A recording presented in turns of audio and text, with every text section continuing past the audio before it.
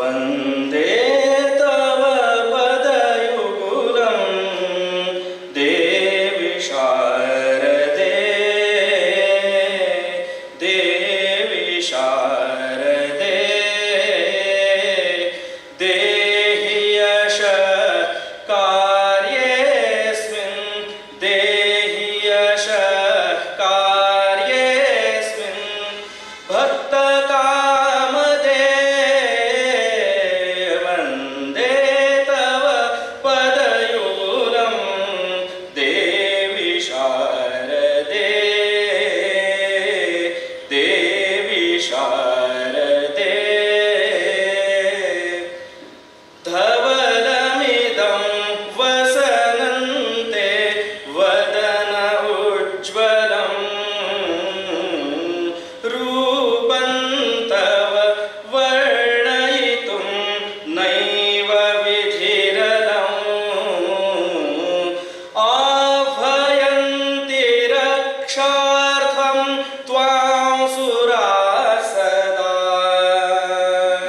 त्वां स्तुवन्ति ऋषयो मुनयश्च सर्वदा रुचिरस्वर वर्णपदे विमलबुद्धिदे वन्दे तव पदयुगुलं देवि शारदे देवि शारदे सञ्जातं कठिनतरं मनुजजीवनं कार्यन्ते शरणागत भक्तरक्षणम् विलयमिदं यान्ति तमो नान्यकामना तव पदसेवनमार्गः समुपकारका जननी पदसेवाननु कस्य नो मुदे वन्दे तव पदयुगुलं देवि शारदे देवि शारदे कामयेन मेरुतुल्यमुपनतन्दनं न च राज्यं स्वर्गसुखं नैव वाञ्छितं किमपि ददिदं यान्ति तमो नान्यकामना मम हृदये वस सततं देवि याचना अघनाशिनि भयहारिणि सकलसौख्यदे वन्दे तव पदयुगुलं देवि शारदे देवि शारदे देवि शारदे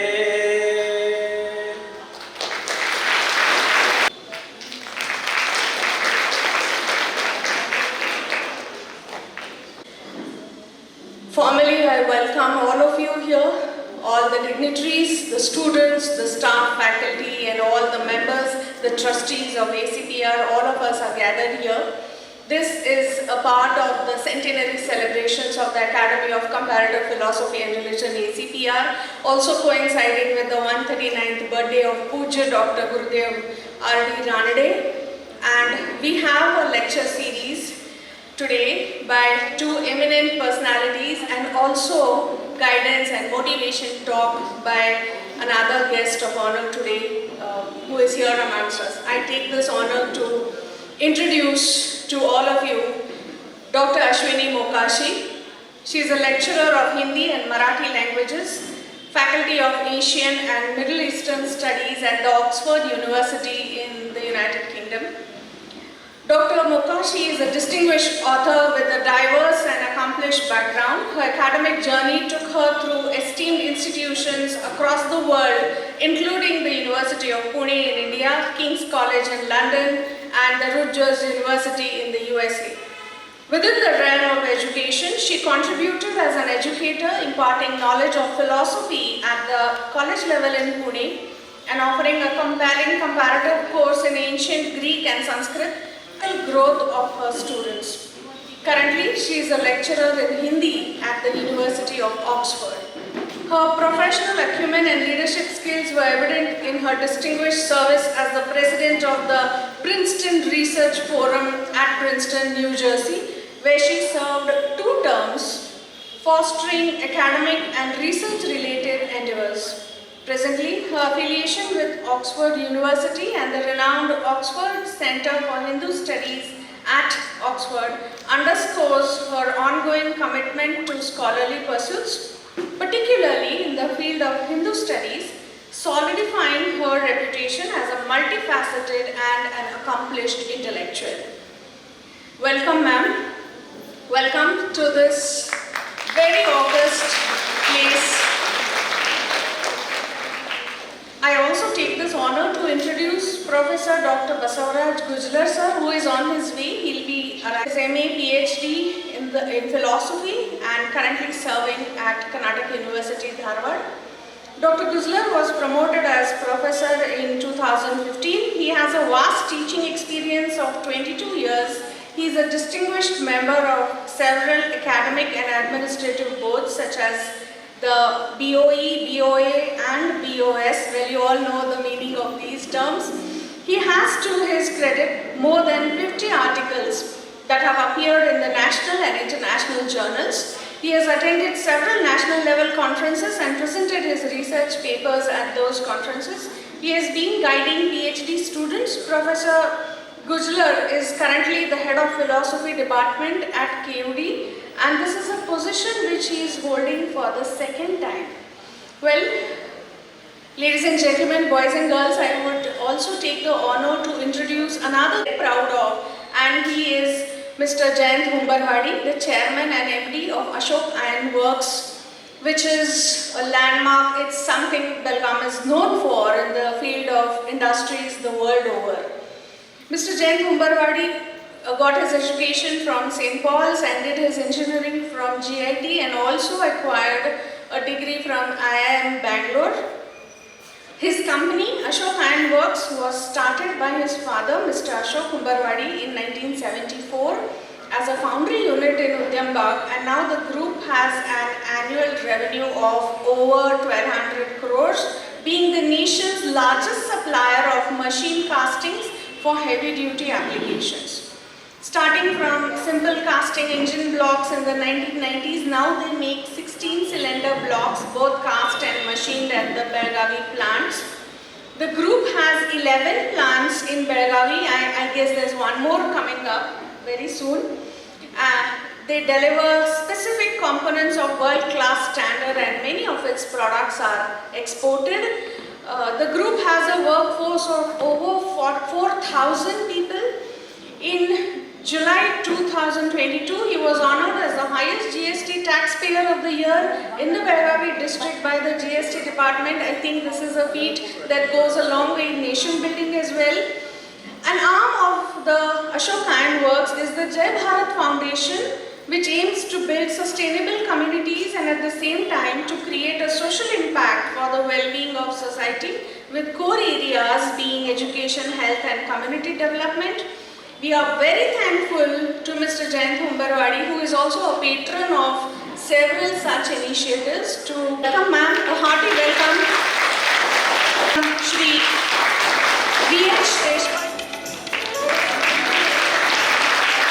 One and all here, Dr. Ashwini Mokashi, the principal trustee of this organization, Honorable Secretary, and all my dear ladies and gentlemen. It's a privilege to be here amongst you. I've seen different parts of societies, and it makes me very inspiring to be amongst you here, because I believe this podium is somewhere we have a simple living and very high thinking. Half of the world doesn't know how the remaining half is. Big disparity is there within our society today. So when I just entered here and I had to leave my footwear and come inside, that made me very emotional, and that is the true practice of our culture. That when we come to a temple, and this is no less than a temple, and we have this cultural ethos in us, that we respect our traditions in this manner.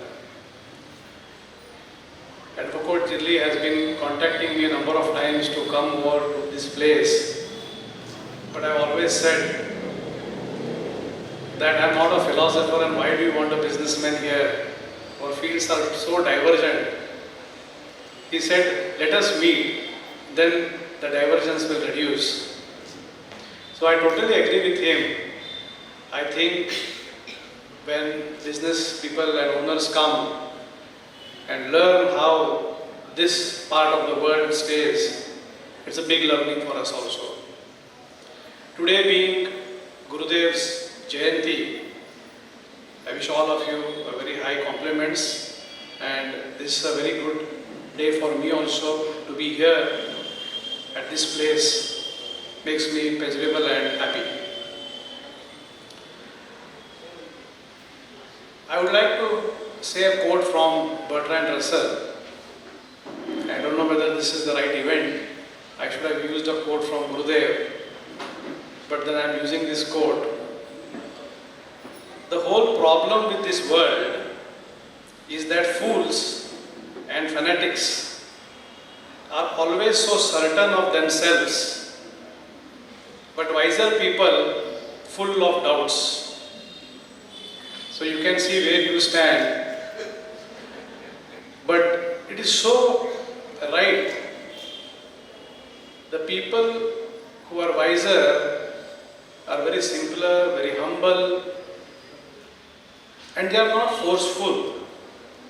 But today this world is with lot of leaders who have very strong opinions about any subject matter. Whether that is right or wrong is always debatable. But they are very forceful and they influence the whole society. Today I see young minds here. My only statement here to all of you is to really interpret what is right and wrong. And philosophy is one subject which will show you the right path towards ethical way of life. So don't get too much excited with the Instagram, social media, and all the people talking so many things which is going to eventually corrupt your mind.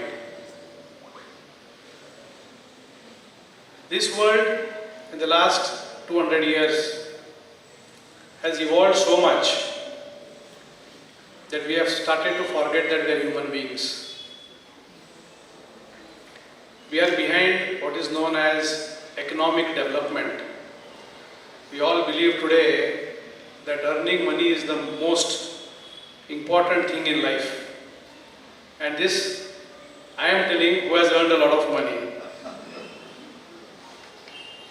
But why I have earned a lot of money, I will tell you, but let me complete that the only motto of this life is not earning money.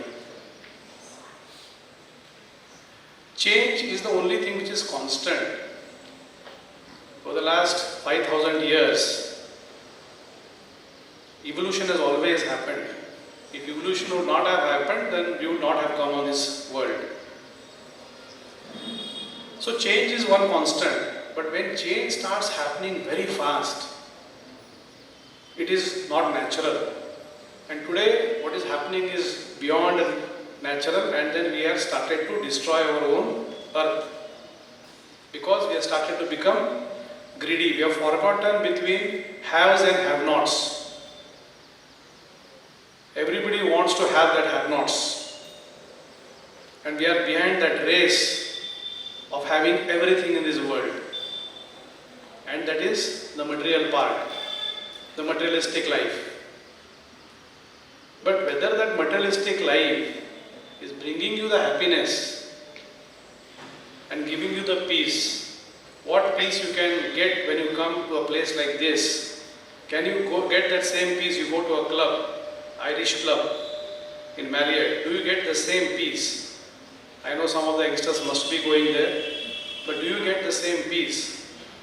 Maybe today you are attracted to that because this is an age where you will get attracted to whatever is very shiny. But do realize the fact that as age progresses in your life, you will learn that what you were behind throughout your life was not the right thing. So when you come to places at an young age like you, to such places, you really understand the crust of humanity and the crust of life. Today, because of the huge economic development, of course, I am not saying economic development should not happen, but we are only looking at the economic development of our country, of our world, of our people. But this economic development slowly has brought in a phenomena in our society to be more individualistic. And everybody wants to be individual.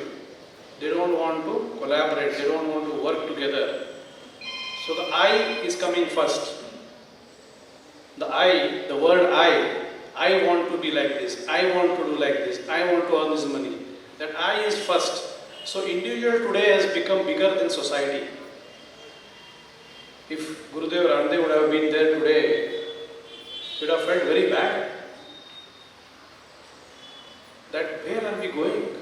Why this I is becoming so? All his life, he always talked about we. And today we all talk about I.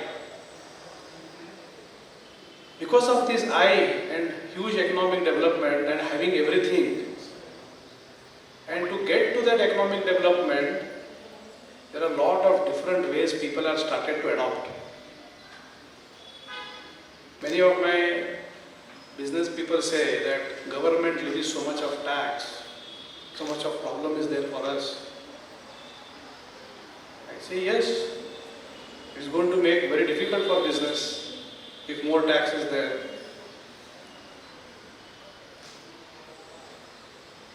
Then not paying the tax to the nation becomes the approach of people in economic development. To get richer, you start choosing the different paths which are available in our country. And that is how ethics and morality over a period of time in our society today, for the last 75 years after independence, has gone down dramatically. We are in a very poor state of affairs. For a common man, this country has become difficult.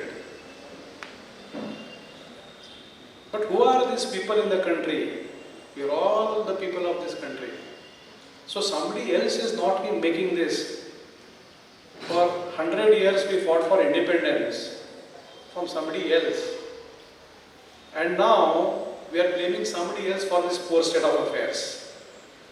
Even being a democratic country, when you exercise your democratic right, are we exercising it in the correct manner? You may say that the options itself are not available. Then what do we do? That time you have places like this. Today I am very happy to see people even standing there. I have attended session. We are having in 5-star hotels now. Nowadays all sessions are in 5-star. 50% is empty. and then when the lunch begins, it's full. So people are only coming for that good lunch and not for the session. Here, I don't know whether there is prasada after this or no, but they are standing. So this is a huge force to reckon. The common man of our society is a huge force to reckon.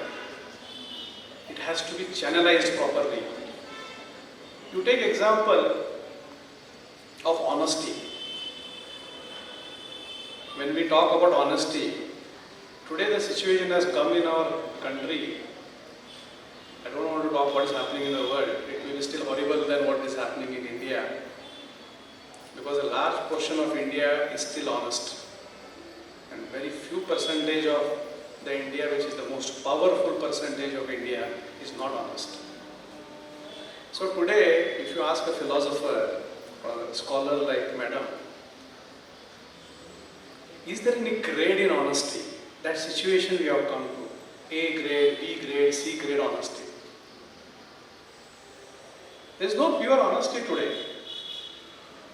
Today, the world is working on what is known as a white lie. Lie is always black, but then you paint it with white and make it a white lie. So today, a lot of white lie has come into our society.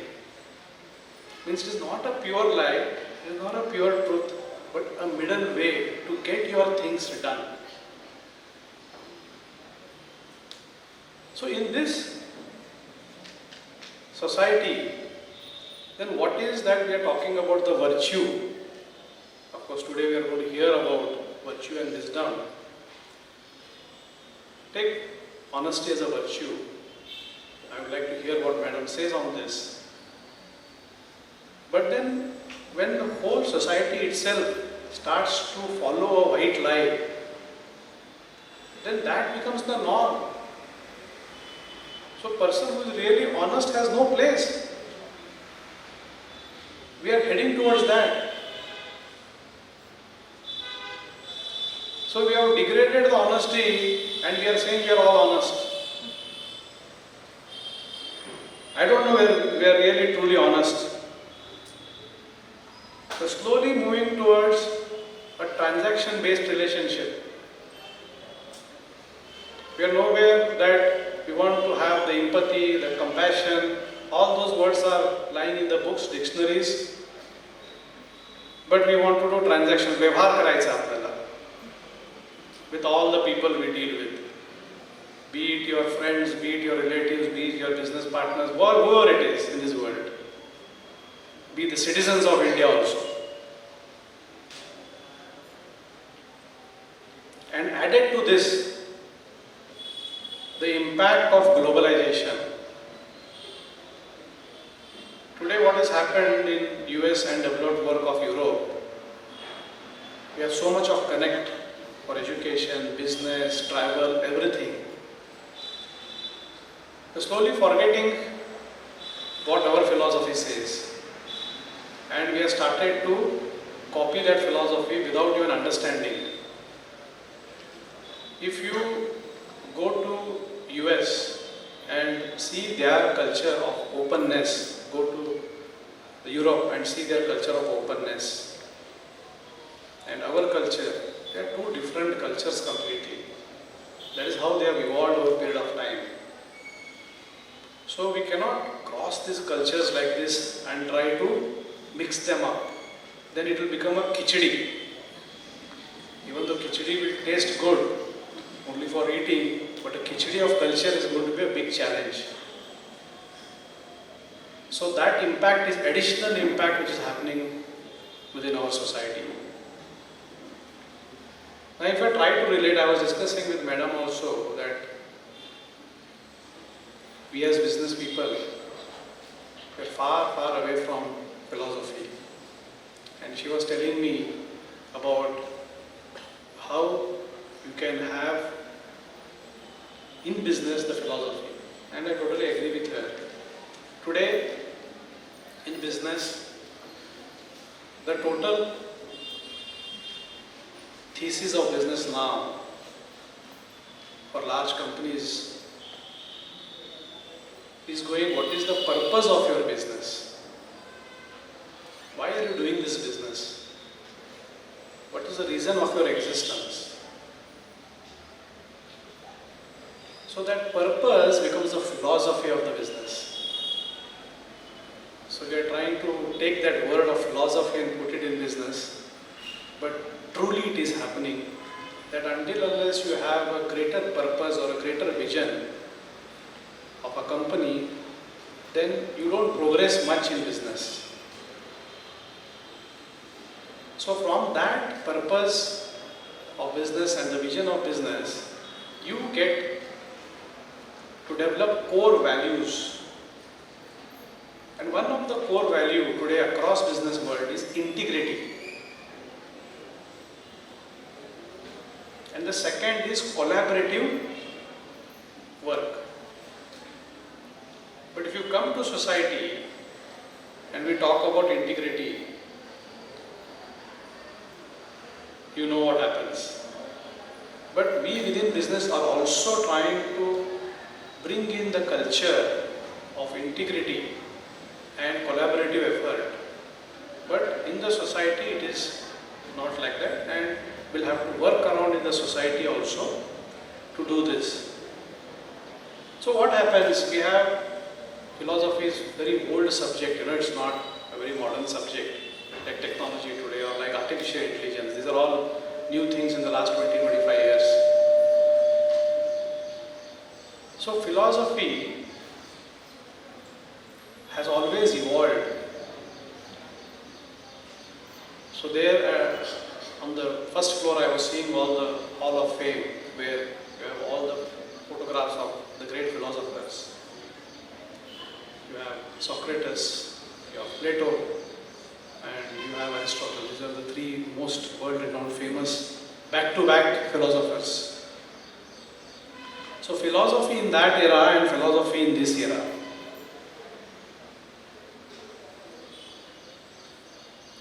So philosophy is always going to be challenged. And when it is challenged, it bounces back with something new.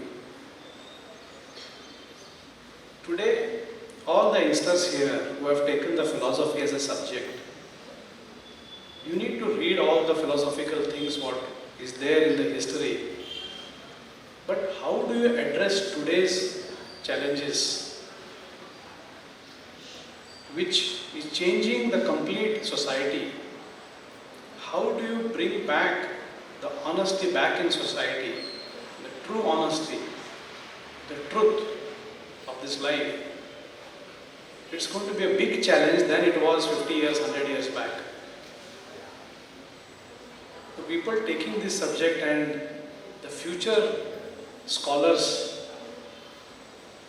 whom I am having the opportunity to address, my only submission here for all of you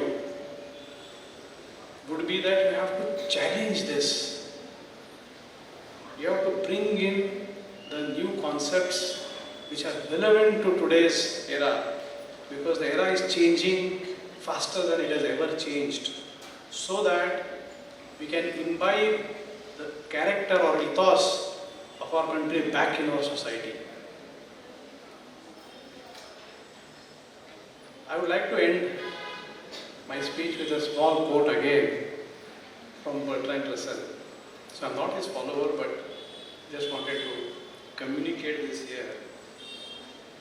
The human race is a strange mixture of divine and diabolic, both equally real, making both good and evil inevitable.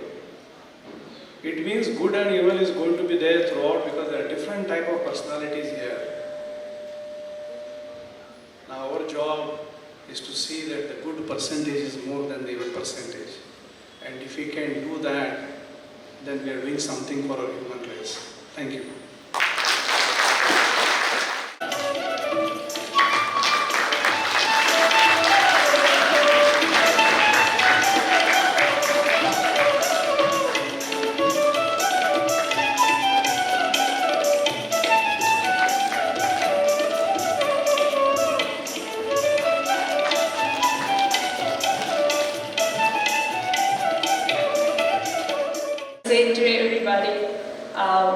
Sadir Vandan and Supreme Namaskar, Sashtang Namaskar to Paramahansa Gurudev Ranade on his Jayanti, 139th Jayanti.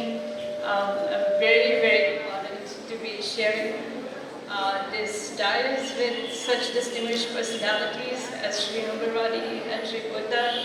And thank you, Shri Zerli, for inviting me here. And it's been a great experience. This is my first visit to Belagavi, and it's been absolutely wonderful receiving such warm welcome and seeing this kind of crowd for a philosophy talk. I have to say I'm very thrilled and absolutely flattered.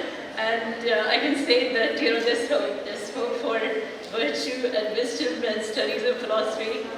An art that's pretty much dying in the universities these days, given the lack of funding and lack of scholarship. But let's hope if we can, if not in the academia, if we can continue that in practical life, that's still very great as well. So this goes back to today I'll talk about both the theory and the practice of the work that I've been doing in the field of philosophy. And I'll also, take you through some theory so that it becomes very clear what we are talking about, and then talk about practice. But let me start with a little story that the topic of virtue and wisdom was a part of my research when I was a PhD student, and it culminated into a book eventually after my PhD thesis was written and submitted. And when I realized that there was absolutely no taking in the academic world, nobody wanted to focus on these subjects, and nobody was interested in comparative philosophy those days. And then I realized that, I think it's important, and I think I'm just going to try and see if I can persuade even a handful of people that this can really change your life. And I started, practicing these principles with people who had any kind of crisis or difficulty, and it led to an organization later called Philosophy and Happiness.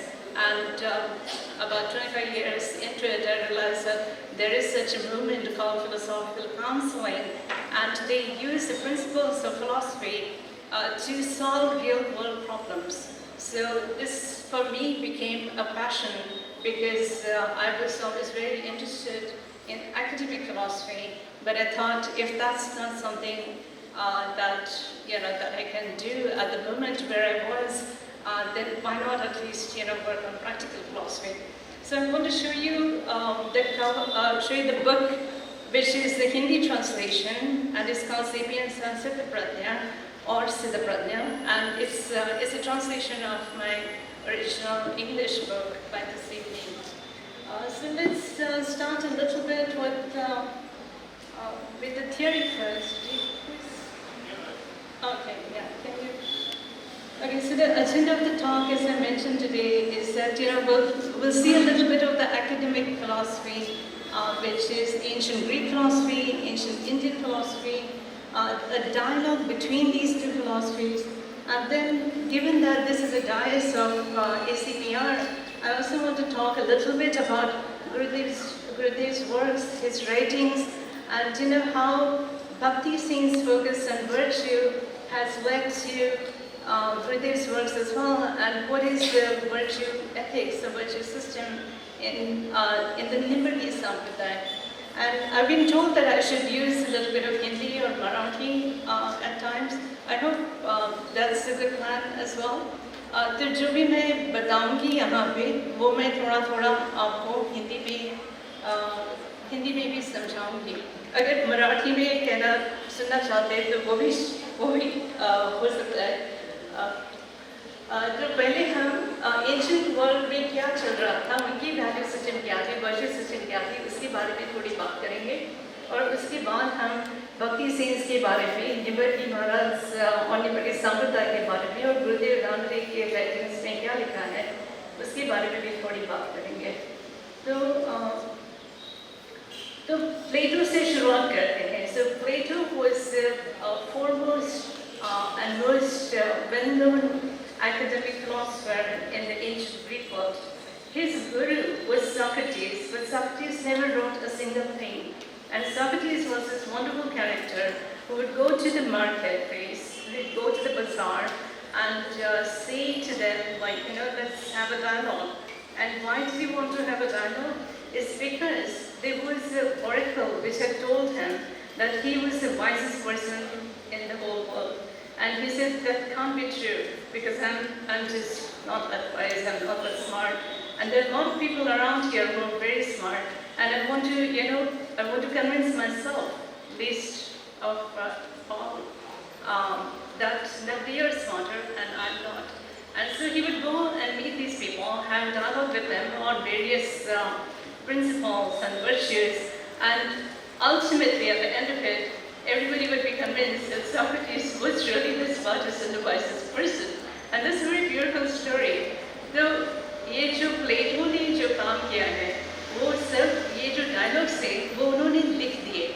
And then those dialogues were known as Plato's dialogues. But the main character there was always Socrates, and how he was supposed to be the wisest person of all. So what are the So what are the four cardinal virtues that Plato talked about? And they were wisdom, meaning gyan, courage, meaning bilkul डरना नहीं, धैर्य से काम लेना, justice, न्याय, and temperance, meaning संयम से काम लेना.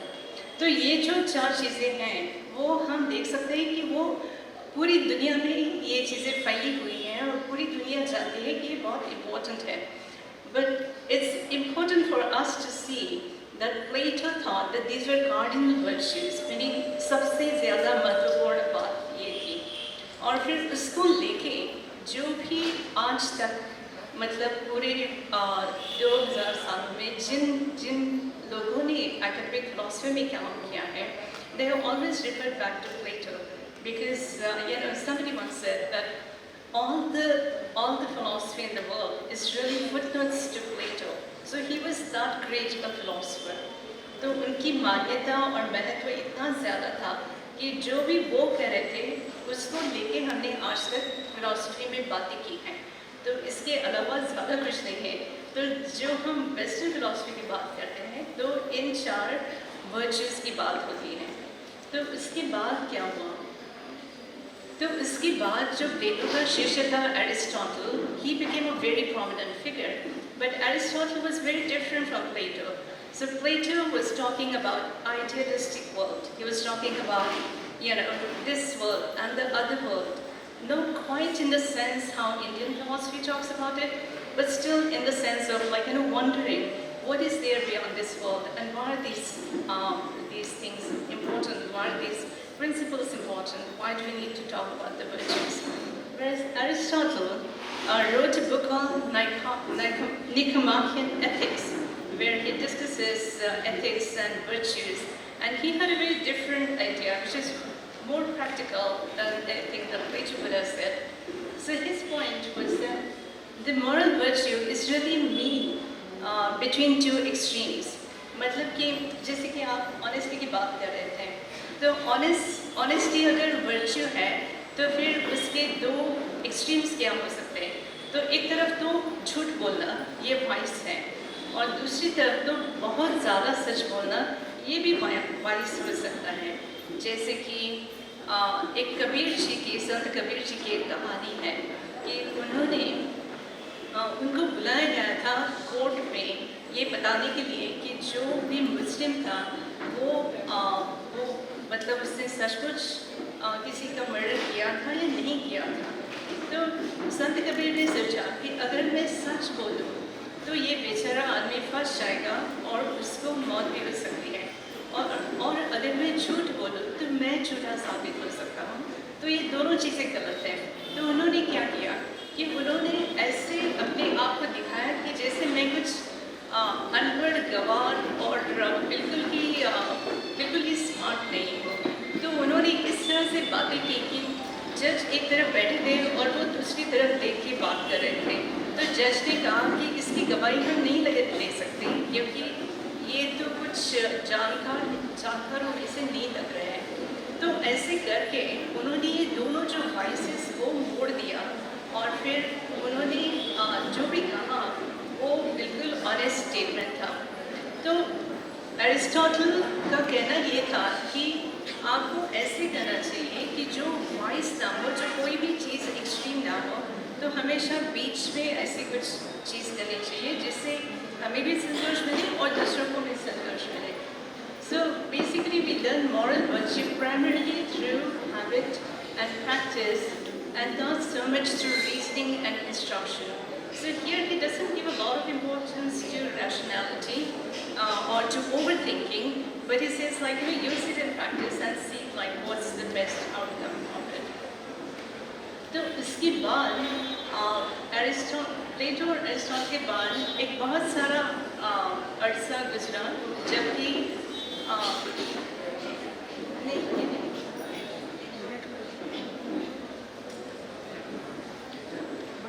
उसके बाद क्या है? Can you go to the Upanishads? Okay, I guess I was thinking I'll just stick to the ancient world first. So now we come to the Indian philosophy. And in Indian philosophy, there are 12 main Upanishads. And these Upanishads follow the Vedas. And these are the philosophical treatises. Whereas the Vedas are mostly prayers for various gods. So when we go to the Upanishads, we learn the very first philosophy of ancient India. And a lot of these Upanishads have been written by different seers, and then they have their own theories and their own stories, how they explain the philosophical principles. So let's take some of the main principles. So Brihadaranyaka Upanishad says that self-control, charity and compassion are the most important virtues. तो self control का मतलब होता है संयमन, कि अपने आप पे काबू रखना। चैरिटी का मतलब है कि दूसरों की मदद करना, और कंपैशन का मतलब है करुणा। तो ये तीन चीज़ें उनके लिए बहुत मायने रखती हैं। फिर हम छांदोग्य उपनिषद की बात करेंगे, तो उन्होंने क्या बताया है कि austerity, charity, truthfulness and tranquillity. तो ऑस्टेरिटी का मतलब है वैराग्य, चैरिटी अगेन लोगों की मदद करना, ट्रुथफुलनेस सत्य, हमेशा सत्य के साथ रहना, जुड़े रहना, और ट्रैंक्विलिटी का मतलब है शांति, पीस और tranquility are the same things. फिर truth as a supreme value has been discussed by almost all the Upanishads कि हमेशा सत्य से जुड़े रहना चाहिए, झूठ का सहारा नहीं लेना है। And so all these qualities, good qualities or virtues are sort of, come together in the ideal sage who is known as the Siddha Prajna in the Gita, and we'll come back to it again. But basically, when we see somebody who is an ideal sage, like let's say like Gurudev Ranade or Nimrga Maharaj or any other gurus in the Sampradaya, then we see that they are, they have always followed these principles, and as a result, they have become ideal sages. So if you look at the concept of Siddha Prajna in the Gita, then who is the Siddha Prajna for the Gita? It's Lord Krishna. So Bhagavan Krishna has all these qualities, and we are well aware of the stories of Shri Krishna. Then we go into the darshanas. So then, other than the Upanishads, there were 6 main darshanas or 6 schools of philosophy in Indian system, and they were also extremely rich in their philosophies and very, very influential. So Nimbarga Sampradaya, for example, is totally based on Advaita Vedanta, and Vedanta itself was like, one of the biggest proponents was Sri Shankaracharya, and he professed Advaita Vedanta. So let's see what is important in Vedanta in terms of virtue. So Jnana Yoga, which is eradication of ignorance and knowledge of Brahman. तो ब्राह्मण का मतलब है, हम उसको भगवान कह सकते हैं, परमात्मा कह सकते हैं, या शिव कह सकते हैं, जैसे कि जीव और शिव, मतलब जीव is Atman or individual self, and Shiva is Brahman or the universal self is It's also known as the ultimate reality. So there are a lot of words that are used for the Brahman, but it's the same concept.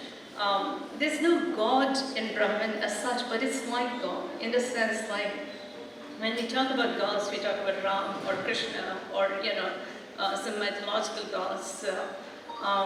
So this not that thing. So Brahman is almost like Nirvan Brahman, which is a completely spiritual concept, and that's basically what also stands for liberation or moksha. That union with Brahman is the idea of moksha. So then we have Satya, truth. Again, Satya is reappearing.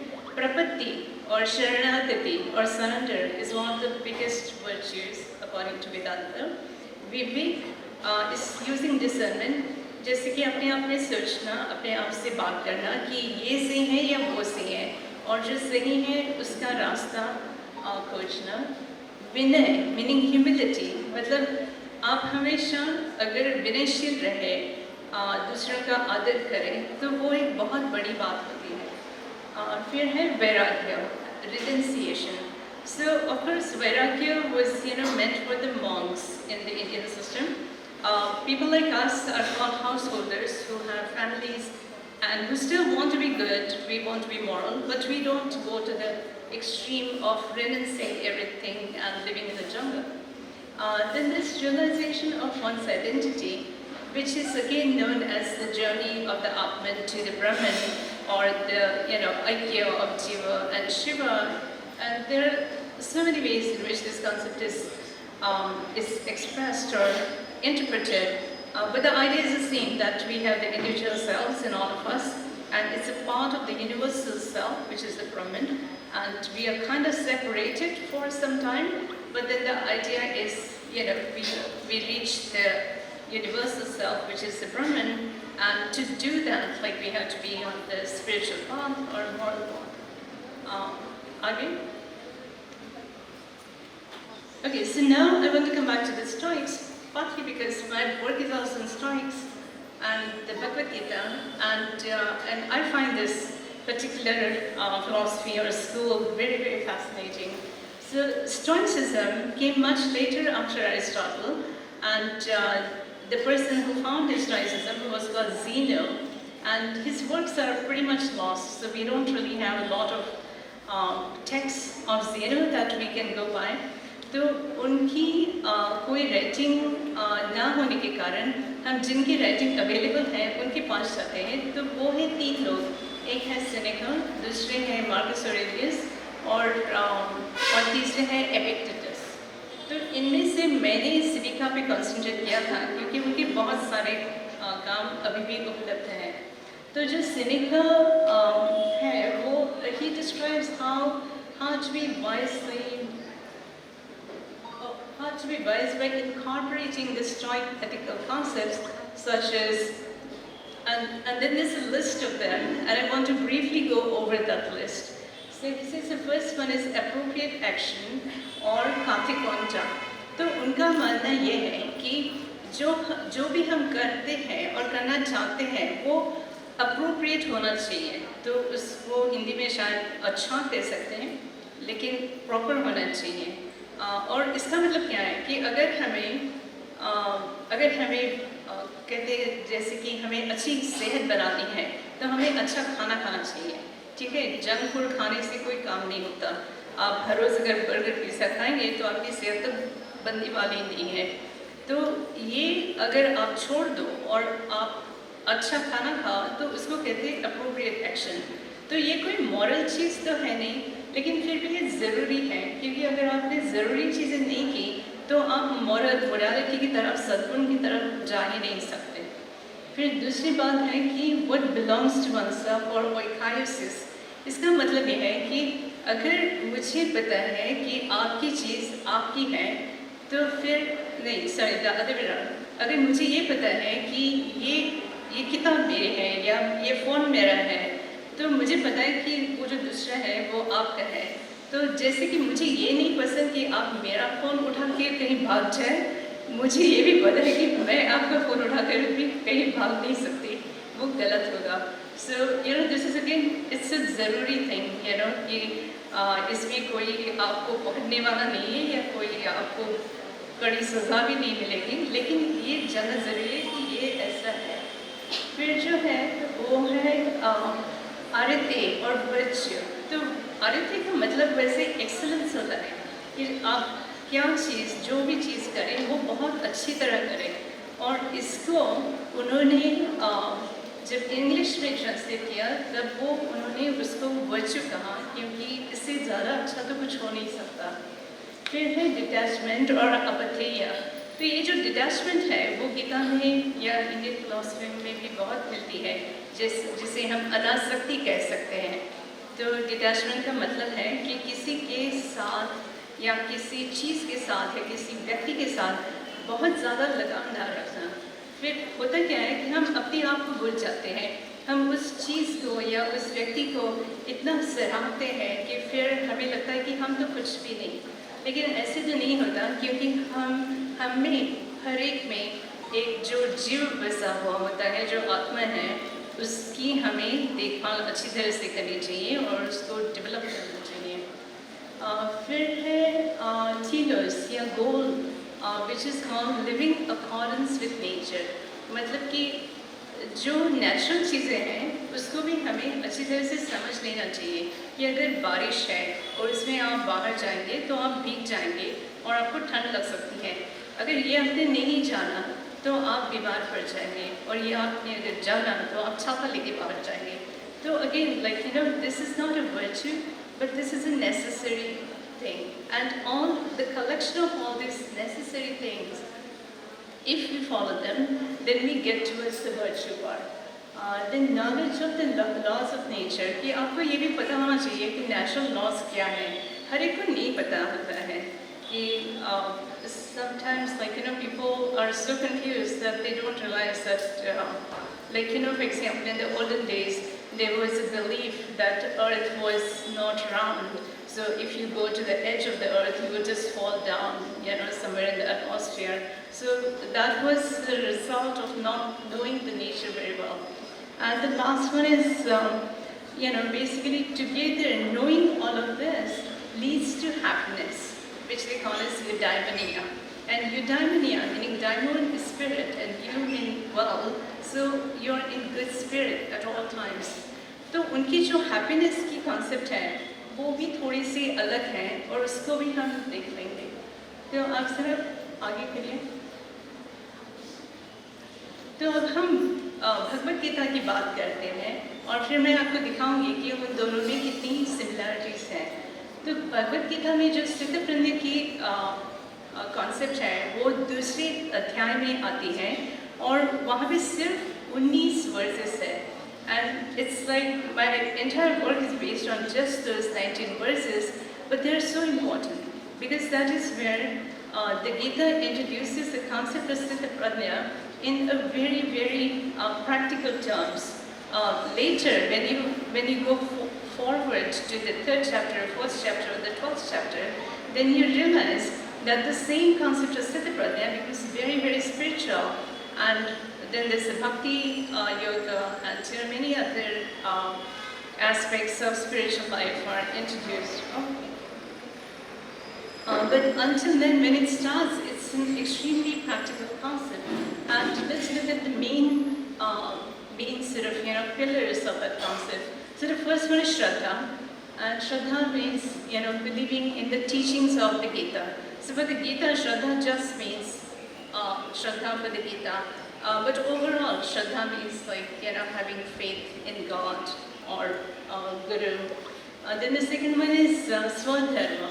तो जो भी अपना काम है वो हमें करना है, कि हम ये नहीं कह सकते कि हमें वो जो सीनेटर है उसका काम बहुत अच्छा लगता है, या जो MP हैं उनकी तरफ रहना है, हमारी ज़िंदगी को कोई अर्थ ही नहीं है। ऐसे नहीं होता, हर एक का काम होता है, and that is called Swadharma. So the Swadharma needs to be followed, and it needs to be followed with Shraddha. Then this third one is Samatvam. So Samatvam is equanimity, meaning जो भी हम ज़िंदगी से गुजरते हैं, जैसे कि सुख हो या दुख हो, किसी से भी विचलित नहीं हो रहा है, तो उसको समत्वम मीनिंग सम दृष्टि से देखना है और उस दोनों एक्सट्रीम से हमें परे रहना है. So that is samatvam.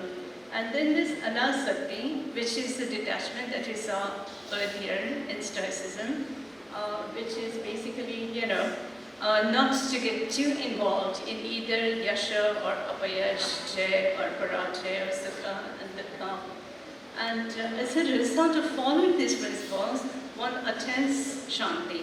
So here again, this shanti concept or the peace concept is based so much on what we might call as contentment, but that is something that's lasting. So for example, if you say that I really like ice cream, I must have ice cream, that makes me so happy. And that's a good thing, there's nothing wrong with that. But it's not possible to have ice cream 24 hours a day and then not get into any kind of health issue. But think about all these points. They are never going to get you into a health issue. In fact, they will cure whatever health issues you have. Again, I'm not talking about it from a medical point of view, but I have seen this. I have worked with a lot of people who have had major emotional crisis or sometimes even chronic pain or health issues, and we have made a difference to their condition. So it's not a 100% solution, but what I can say is that if you follow this path, then you don't get into a major issue in life, so to say. So this is a conclusion of my research. So when I studied Stoicism and the Bhagavad Gita, because I thought that there were a lot of parallels together, I was trying to think what is true about both of them. And if you look at it in an abstract way, not in terms of this apple to that apple, this orange to that orange, but in an abstract way, the common argument in both the Stoics and the Gita says the wisdom leads to virtue, and both of them together lead to happiness.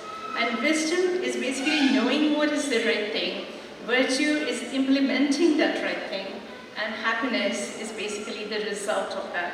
So ये जो virtue और wisdom की आज बात हो रही है, वो इसलिए हो रही है कि हम सबको शांति से, सुख से रहना है. और वो शांति और सुख का मतलब क्या है? इसका मतलब ये नहीं है कि आप बर्गर खाओ या मूवी देखो.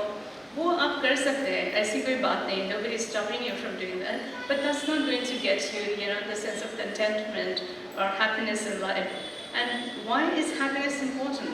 You might think that, that's because we want to seem better than the others. So that's also not the correct answer. The Gita says that happiness lies in the fact that you're productive every day.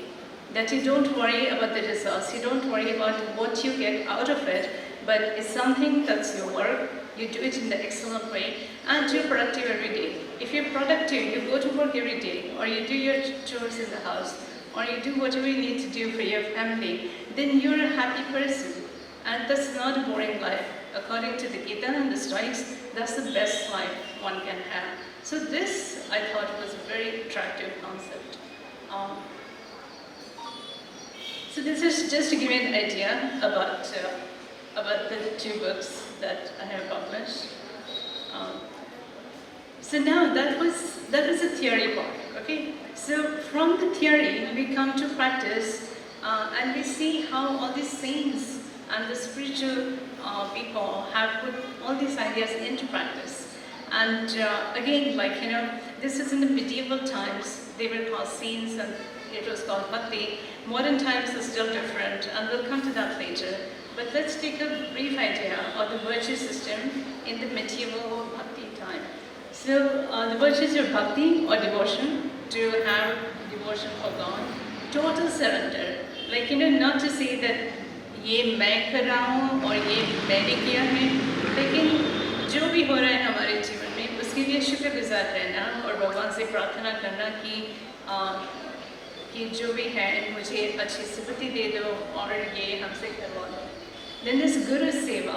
Guru Seva is also very big among all the Bhakti saints and in the Ranade Sampradaya, in the Bhakti Sampradaya. Along with that, Samaj Seva, which is also known as Loka Sangraha in the Gita. So you owe a debt to the society. आपको सिर्फ अपने लिए और अपने family के लिए ही सब कुछ नहीं करना है, लेकिन समाज का भी आप पर बंधन होता है, क्योंकि समाज से आपको बहुत कुछ मिलता है, तो उनको भी देना बहुत ज़रूरी है। और फिर ह्यूमिलिटी की हमने बात की थी, जो विनय होता है, सविनय अच्छी तरह से सबसे बाकी करना वगैरह। And then this God realization.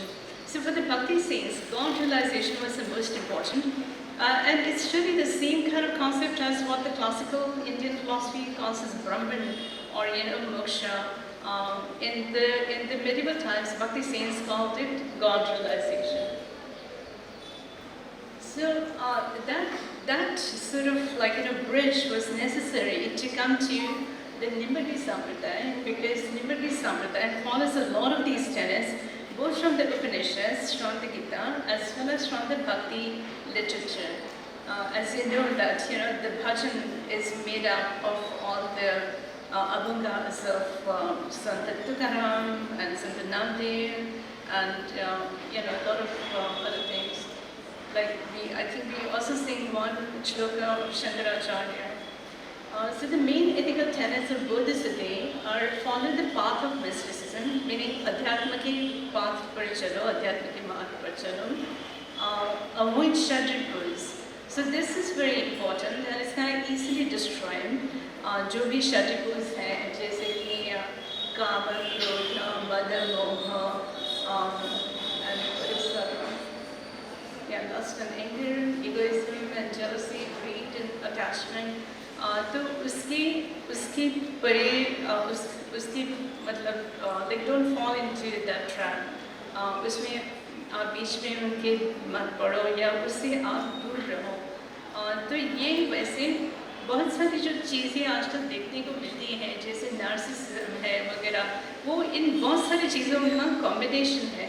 उस ज़माने में नहीं था narcissism, otherwise they would have predicted or talked about it. But they feel that shadripus are the main vices which one needs to, stay away from. And unless you do that, you can't develop virtue. And developing virtue stands for truth or respect for elders or contentment, kindness and wisdom. And then of course the last one, which they emphasize quite a lot on, is do not steal. Don't steal anybody's money, anybody's house, and be true to whatever you have. No matter how much you have, be happy with that.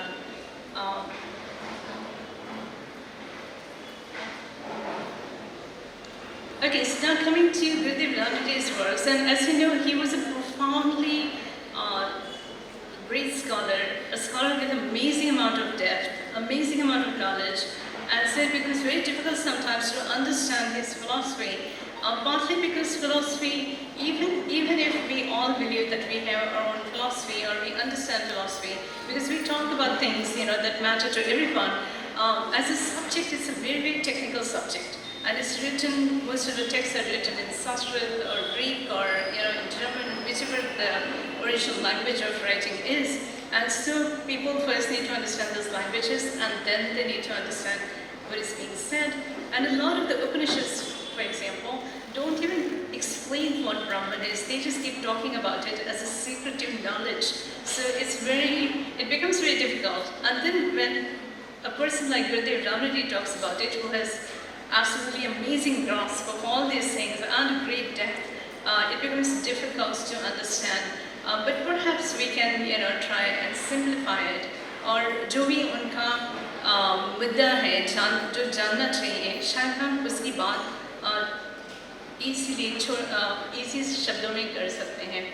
तो उन्होंने कहा है कि जो academic interpretation है भगवद गीता में जो सद्गुण बताए गए हैं उनका, वो 3 प्रकार से होता है. तो एक है मोरालिज्म, मतलब कि concept of virtues in the Gita, कि गीता में कौन से सद्गुण बताए गए हैं. फिर है गॉड डिवोशन, जो भक्ति संतों ने भी बताया है. और फिर है supreme value of God realization, कि जिसे हम अनुभव कहते हैं या वस्तु देखना कहते हैं. So that is considered the supreme value, and that's the most important thing. And even if you talk to, the modern mystics, or let's say modern interpreters of mysticism, like Deepak Chopra or someone, they will also tell you that that alone is a real thing, and everything you see around now is going to change and is going to, either go away, vanish, और उसमें कुछ न कुछ तो बदलाव आ ही जाता है. तो हमारे आसपास जो हम देखते हैं वो भी महत्वपूर्ण है, उसका भी हमें ख्याल करना चाहिए. लेकिन जब हम सदियों की बात करते हैं और जन्मों जन्मों की बात करते हैं तो हमारे साथ क्या चला जाता है वो है गॉड रियलाइजेशन, और वो जो अनुभव होते हैं वो. फिर दूसरी कैटेगरी है super moralism, where Gurudev Ranade talks about निष्कर्म्य, निस्त्रैगुण्य. And those are about, Nishkarmya is about going beyond karma, and Nistraigunya is about going beyond the three gunas, which are sattva, raja and tamas. तो एक उपनिषद में इसका जिक्र आता है, वो बहुत ही सिंपल है समझने में. जैसे कि हम जो तीन गुण की बात करते हैं, रजा, तम, सत्व, रजा एंड तमा, तो सत्व जो होता है वो देवों से जुड़ा हुआ होता है, रजा मनुष्य से जुड़ा हुआ होता है, meaning both men and women, और तमस होता है वो दानवों से जुड़ा हुआ होता है. तो these are the characteristics, but the truth is, like, all of us, all the people have a combination of these characteristics. तो सब में इसके छोटे छोटे अंश तो आ ही जाते हैं, लेकिन वो क्या कहते हैं कि सिर्फ देवों की तरह सत्वशील होने से काम नहीं होता है, उससे भी परे जाना पड़ता है, मतलब कि किसी भी चीज़ का हमें कोई फर्क ही ना पड़े. Okay? And is that really possible? Do we know that this can be done? And so the answer is yes. It's the Siddha Prajna who actually is able to display all these characteristics. And so आज के ज़माने में हम कह सकते हैं कि जो संत लोग हैं, again, to take the example of the Guru lineage in the Nepali Sampradaya, and they are the Siddha Prajna. So if you look at them, then you see that these ethical ideals are not just, for the textbook variety, but they can be implemented, and they have been implemented by all these things. और तीसरा जो है वो उसको गुरुदेव रानडे बेटिफिसिज्म कहते हैं, और ये उनकी अपनी कॉइनेज है. उन्होंने ये शब्द बनाया, ऐसा शब्द कोई पहले था नहीं, और इसका मतलब होता है कि ब्रह्मन इज ब्लिस, मीनिंग जो हम निर्गुण ब्रह्मन देखते हैं या एक्सपीरियंस करते हैं, अनुभव लेते हैं, that is really what gives you state of bliss और शांति और सुख जो भी है, because that is the only और मोस्ट इम्पॉर्टेंट थिंग. तो ये हुई थियोरी की बात. तो हम आगे देखते हैं कि उनका जो स्पिरिचुअल गाइडेंस है अबाउट वर्च्यूज, तो उसका क्या मानना है. तो एक तो है ये जो उन्होंने प्रैक्टिस करने के लिए जो आपको कहा है कि इन चीज़ों को प्रैक्टिस करो, तो वो पहला तो है कि गॉड डिवोशन, मतलब कि शरणागति. दूसरा है गुरु भक्ति, कि गुरु को भी शरण जाओ और उनकी भक्ति करो, क्योंकि वो तुम्हें गाइडेंस देंगे. फिर है मेडिटेशन, ध्यान के अलावा कुछ होने वाला नहीं है. और फिर inner purity through moral virtues. तो ये जो हमने सभी मॉरल वर्च्यूज अभी देखे, उसका नतीजा क्या होता है कि हमारी अपनी अंदर की जो प्योरिटी होती है वो हो जाती है, और उसके बिना हम कुछ भी वस्तु का अनुभव नहीं कर सकते. और उसके लिए ये सब वर्च्यूज हमें होना बहुत ज़रूरी है. और फिर है स्क्रिप्चुरल सपोर्ट, जैसे कि जो भी संतों ने जो बताया है, या तो फिर गीता और उपनिषद में जो भी बताया है, दैट्स स्क्रिप्चुरल सपोर्ट. और फिर है बैलेंस्ड लाइफ, जो जिसके लिए गीता ने कहा है कि जो किसी भी सुख दुख या जय पराजय से हमें दूर रहना है. इसका मतलब कि ये नहीं कि आपके जीवन में सुख नहीं आएगा या दुख नहीं आएगा, लेकिन जो भी आता है वो हमें शांति से उसको एक्सेप्ट करना है. और उसके लिए हम अगर बहुत विचलित हो जाएंगे तो फिर हम हमारा ऐसा हुआ कि बहुत सुख आया तो बहुत विचलित हो गए, फिर दुख आता है। बहुत दुख में विचलित हुए तो हमें कुछ सोचता नहीं है आगे क्या करना है, उसका रास्ता हम भूल जाते हैं। तो इसलिए जो भी है वो एक्सेप्ट करना है एंड सर्व विद कंपैशन, दया, you know, as Sant Tukaram says that for every bhuta, you know, like bhuta bhava, as they call it, or daya bhava. So these are the practical aspects that Gurudev Ranade would talk about with the disciples. But when you read his theory, it becomes very difficult to understand, like how does it get applied, or is it only for the textbook, or is it something that we'll ever understand? So this is really the practical application of the same theory. So then what are the outcomes of these theories? And you see that in a person who is a mystic or who has had mystical realization. The first one is karuna, compassion, फिर आनंद या bliss. ये जो भी व्यक्ति होते हैं वो सबके लिए बहुत करुणा भाव रखते हैं, सब वो हमेशा आनंदित रहते हैं. तो अगेन आनंदित doesn't mean like they are jumping up and down with joy, लेकिन वो शांति से रहते हैं, वो हमेशा उनका मिजाज अच्छा होता है. And then the sublime, adbhut. So this is another interesting concept. So I'm not sure that I understand this 100%.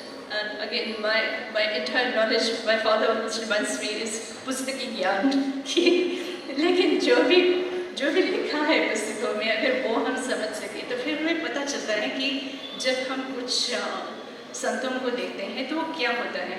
तो सब्लाइम का मतलब उन्होंने ये बताया है कि बहुत अद्भुत सा कुछ उनके जीवन में होता है. जैसे कि अगर हम कोई सुनामी देखें तो उसका डर भी लगता है और उसकी बहुत हमें प्रशंसा भी करनी पड़ती है क्योंकि ऐसे कैसे हो सकता है.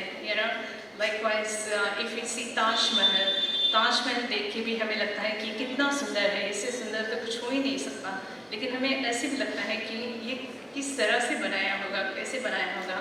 तो वो जो अद्भुत का अनुभव हम लेते हैं वो संतों के जीवन में अक्सर आता है क्योंकि उनके लिए ये जो अनुभव है जो वो देख सकते हैं लेकिन हम नहीं, तो वो बहुत अद्भुत होते हैं. And then, some of the real life examples from philosophical counseling is, as I mentioned to you before, how much time do you have? 5 minutes? Okay, good.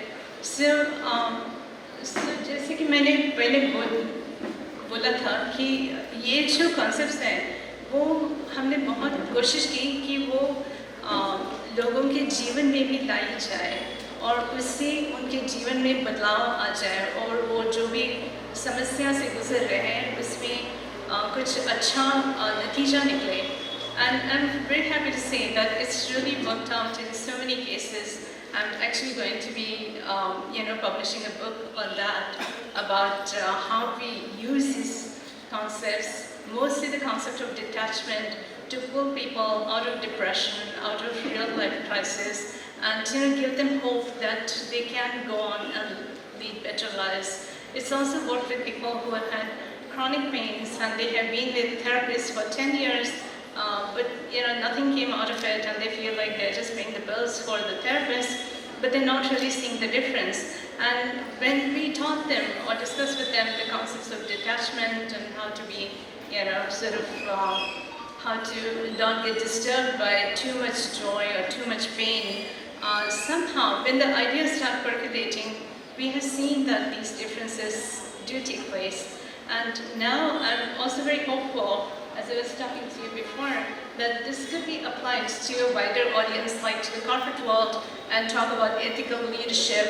I'm not quite at a stage where I can say I'll try this with the political people. That's beyond me. But I think we are at a stage where, ethical leadership in the corporate world, which also has a major impact on the employees of the company, or beyond that, when the products go out and people want to purchase it, if they know that this is coming from a company which follows ethical principles.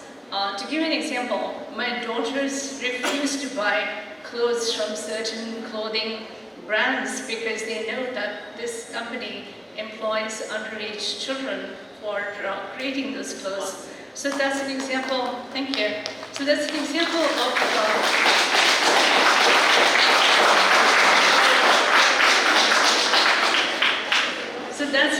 of how ethics in the carpet world can also influence wider conflict. So I think we're pretty much at the end. Okay, so my conclusion is that Gurudev Ranade's philosophy, I believe, is a bridge between traditions, that he has tried to show how the classical philosophical principles are also applicable in today's world.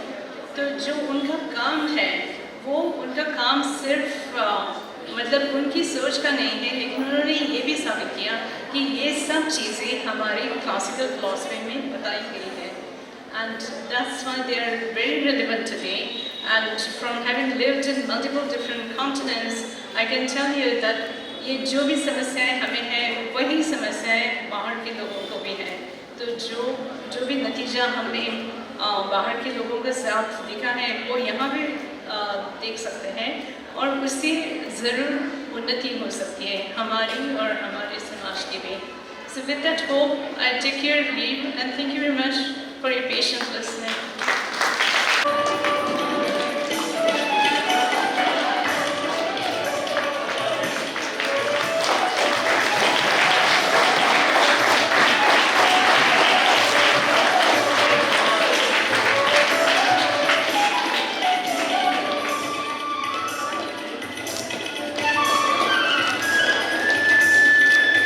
Kausalya Dasharath के नंदन, राम ललाट पे शोभित चंदन. जो बोल रहे हैं उनके लिए 5,000 रुपए का दंड होगा, नहीं तो 5 गाने पड़ेंगे यहाँ आकर. यस, आप बहुत अच्छे बच्चे हैं. कौसल्या दशरथ के नंदन, राम ललाट पे शोभित चंदन. रघुपति की जय बोले लक्ष्मण, राम सिया का हो अभिनंदन. अंजनी पुत्र पड़े हैं चरण में, राम सिया जपते तन मन में. मंगल भवन अमंगल हारी, द्रवः सुदशरथ अजर बिहारी. राम सिया राम जय जय राम. राम सिया राम जय जय राम. राम सिया राम जय जय राम. राम सिया राम जय जय राम. मेरे तन मन धड़कन में सिया राम है, मन मंदिर के दर्पण में सिया राम है. तू ही सिया का राम, राधा का तू ही श्याम, जन्मों जन्म का ये साथ है. मीरा का तू भजन भजते हरि पवन, तुलसी में भी लिखी ये बात है. मंगल भवन अमंगल हारी, द्रवः सुदशरथ अजर बिहारी. राम सिया राम जय जय राम. राम सिया राम जय जय राम. बोलो सियावर रामचंद्र की, पवन सुत हनुमान की, भारत माता की.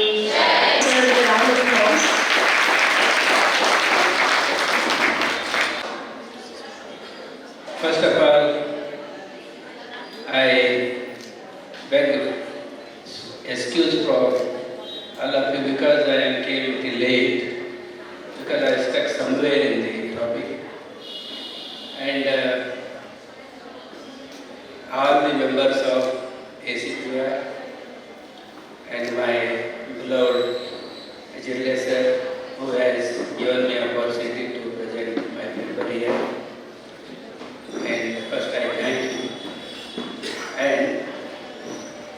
all the members and family of the Gurudev Ranade Foundation. So today I will begin my topic, that is ethical values in Dr. Ranade's philosophy. That is, first I will begin, whether it is audible.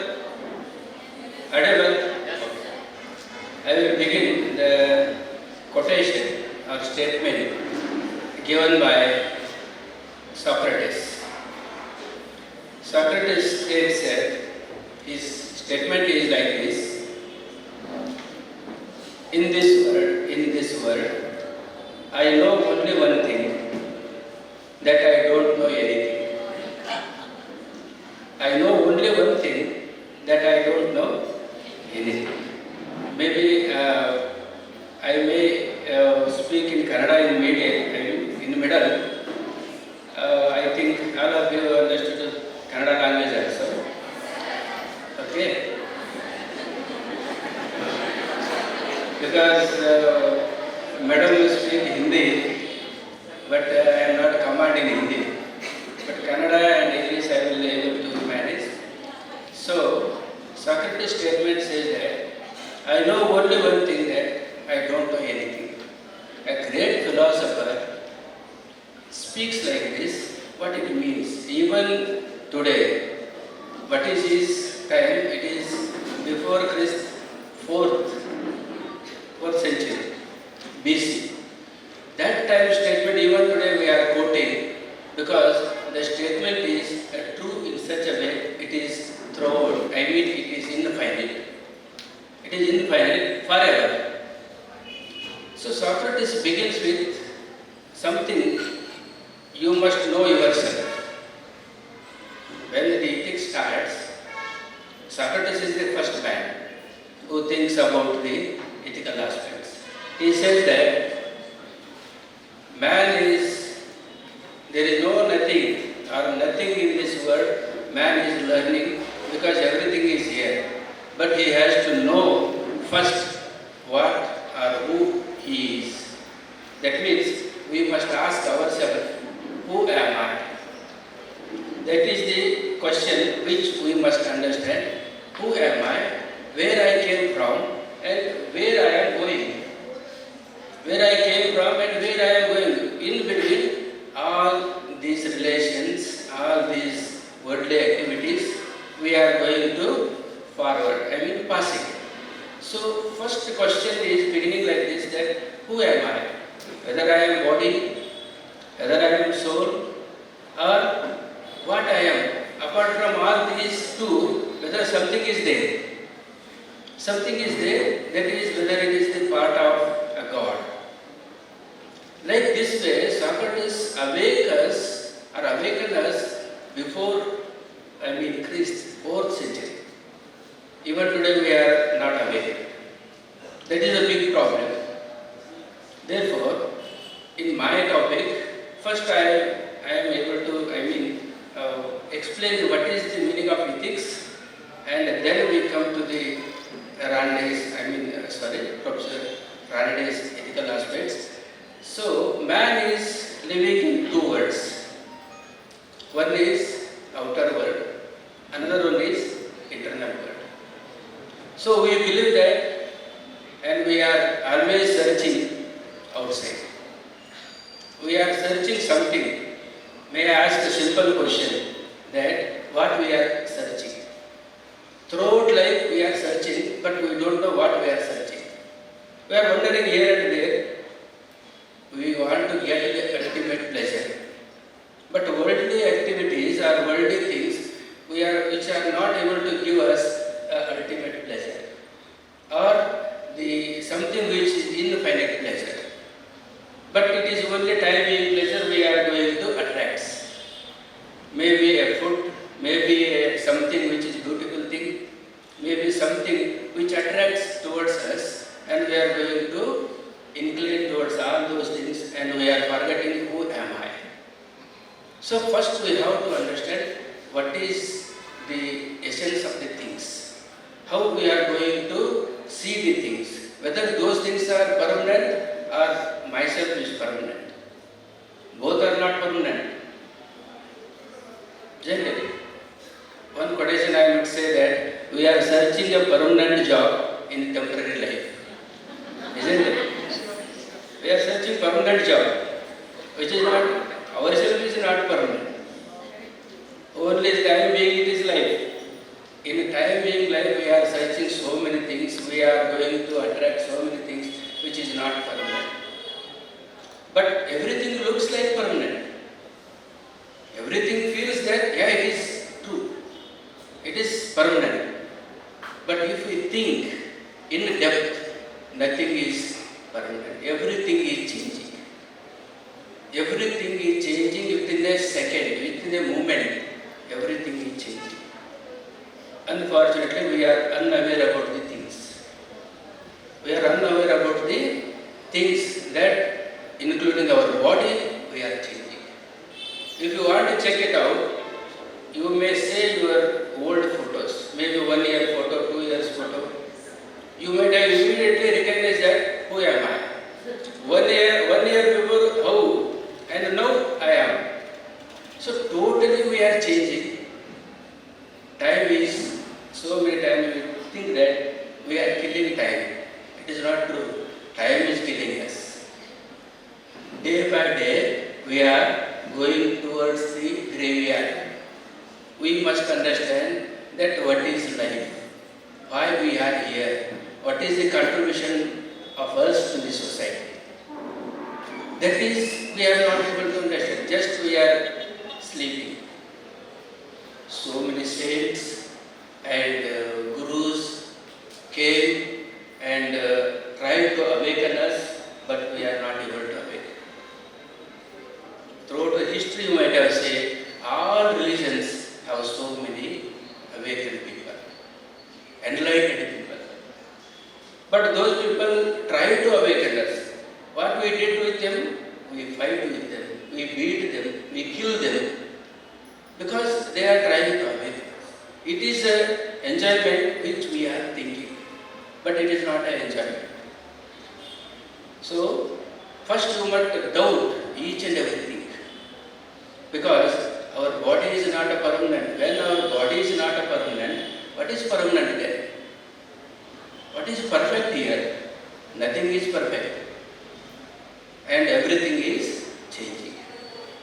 In this changing, one thing is permanent. Change is permanent. You cannot stop that changing, because one Swami Vivekananda said, never stop learning, because life never stops teaching. It is always teaching every day. You must learn, not only in the classroom. Every experience is your learning.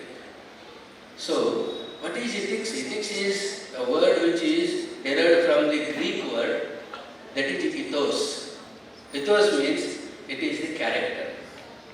Study of character or study of human conduct. Human conduct towards the human beings, towards the society, towards the animal kingdom, towards the nature. So man is trying to awaken himself about all these things. ಹಾಗಾಗಿ ನಾವು ನಮ್ಮನ್ನು ಎಚ್ಚರಿಸ್ಕೋಬೇಕಾಗಿದೆ. We must awaken ourselves. What we have to do? We have to do at least, Swamiji quote again, at least once in a day, 24 hours is there. At least once in a day, you must meet with you. At least once in a day, you must meet with you. 24 hours is there. At least 1 minute or 5 minutes or 10 minutes, you must meet with you. Otherwise, you will be missing an intelligent person in this world. How it is a quotation? Because everything is here. We are looking, it is dual. Therefore, study of human behavior or study of human behavior, where we have to study the human behavior.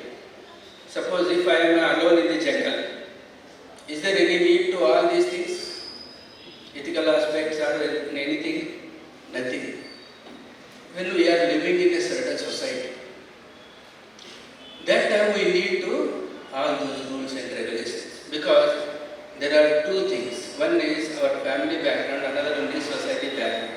We are living in two sides. So when we are living in alone, that is different thing.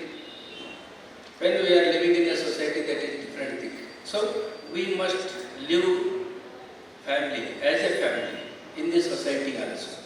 That is the basic aim of the society. Everything is observing. We can say that society is nothing but it is the third eye. Every moment of ours is examined. Suppose if I say, my car is standing in front of the any park.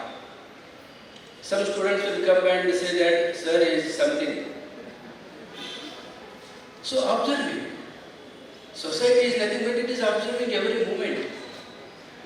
Therefore our actions should be counted.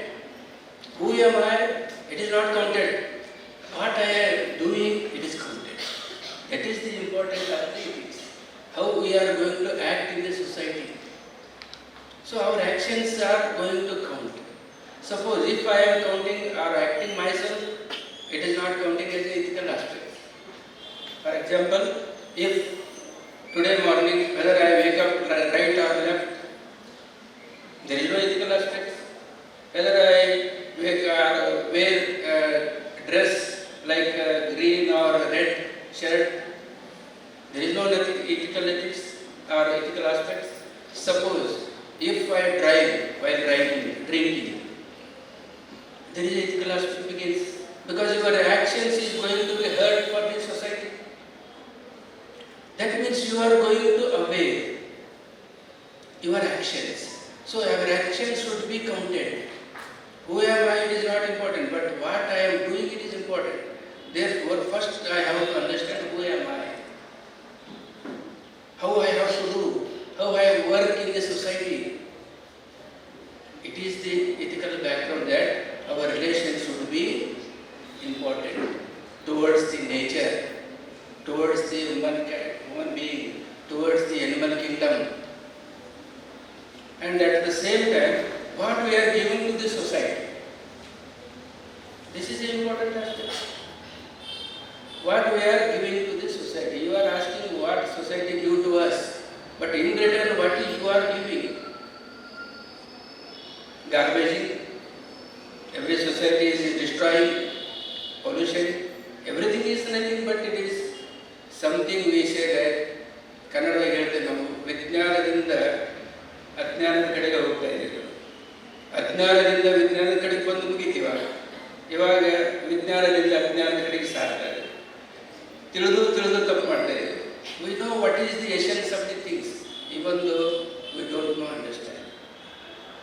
Therefore, ethics is nothing but it is the human behavior in the society. At the same time, I will say that morality, moral or more is one word which is derived from the Latin word, that is more.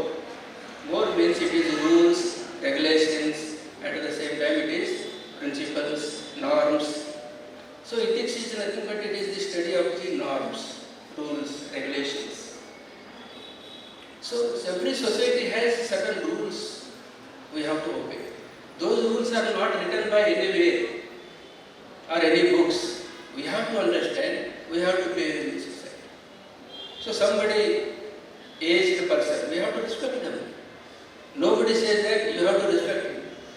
You must understand, you must respect all the elders. There is no rules to respect.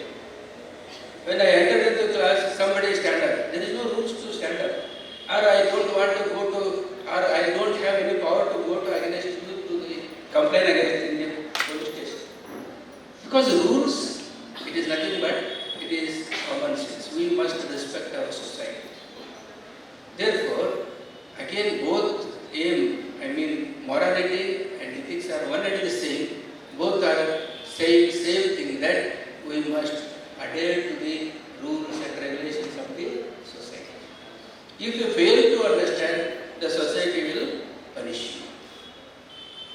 As I read, there are three important actions. One is permissible actions, another one is forbidden actions, another one is obligatory actions.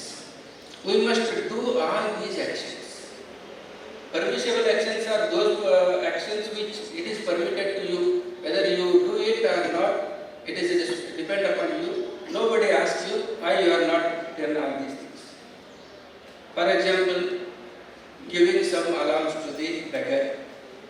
Nobody asks you how much you are giving. Even though you don't care and you move forward, the beggar will not able to come and cross you, you must do. Because it is permissible action. If somebody is a blind person crossing the road, if you have a time, you must help him. Otherwise, nobody complains against you. That is permissible actions, which is given society to us.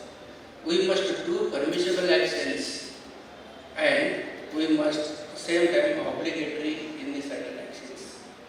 When I am acting towards some institution, it is obligated to me.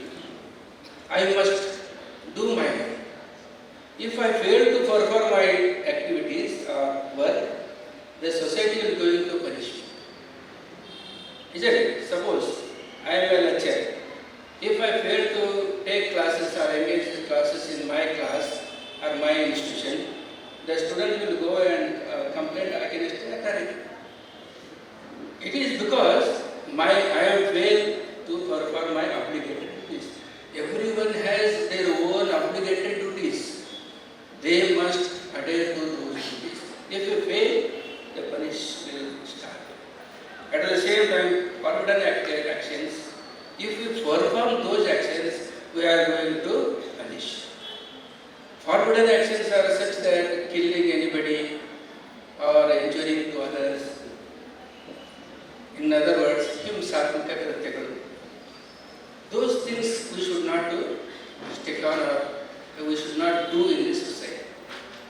Because society is strictly prohibited those things. If anybody perform those actions, they will going to punish. That is the aim of the ethics. Now we come to the something different level of the things which is going to be related to Professor Ranade sir or Gurudev Ranade sir. Sorry, I am not able to say, if I fail to say some words, sir, forgive me.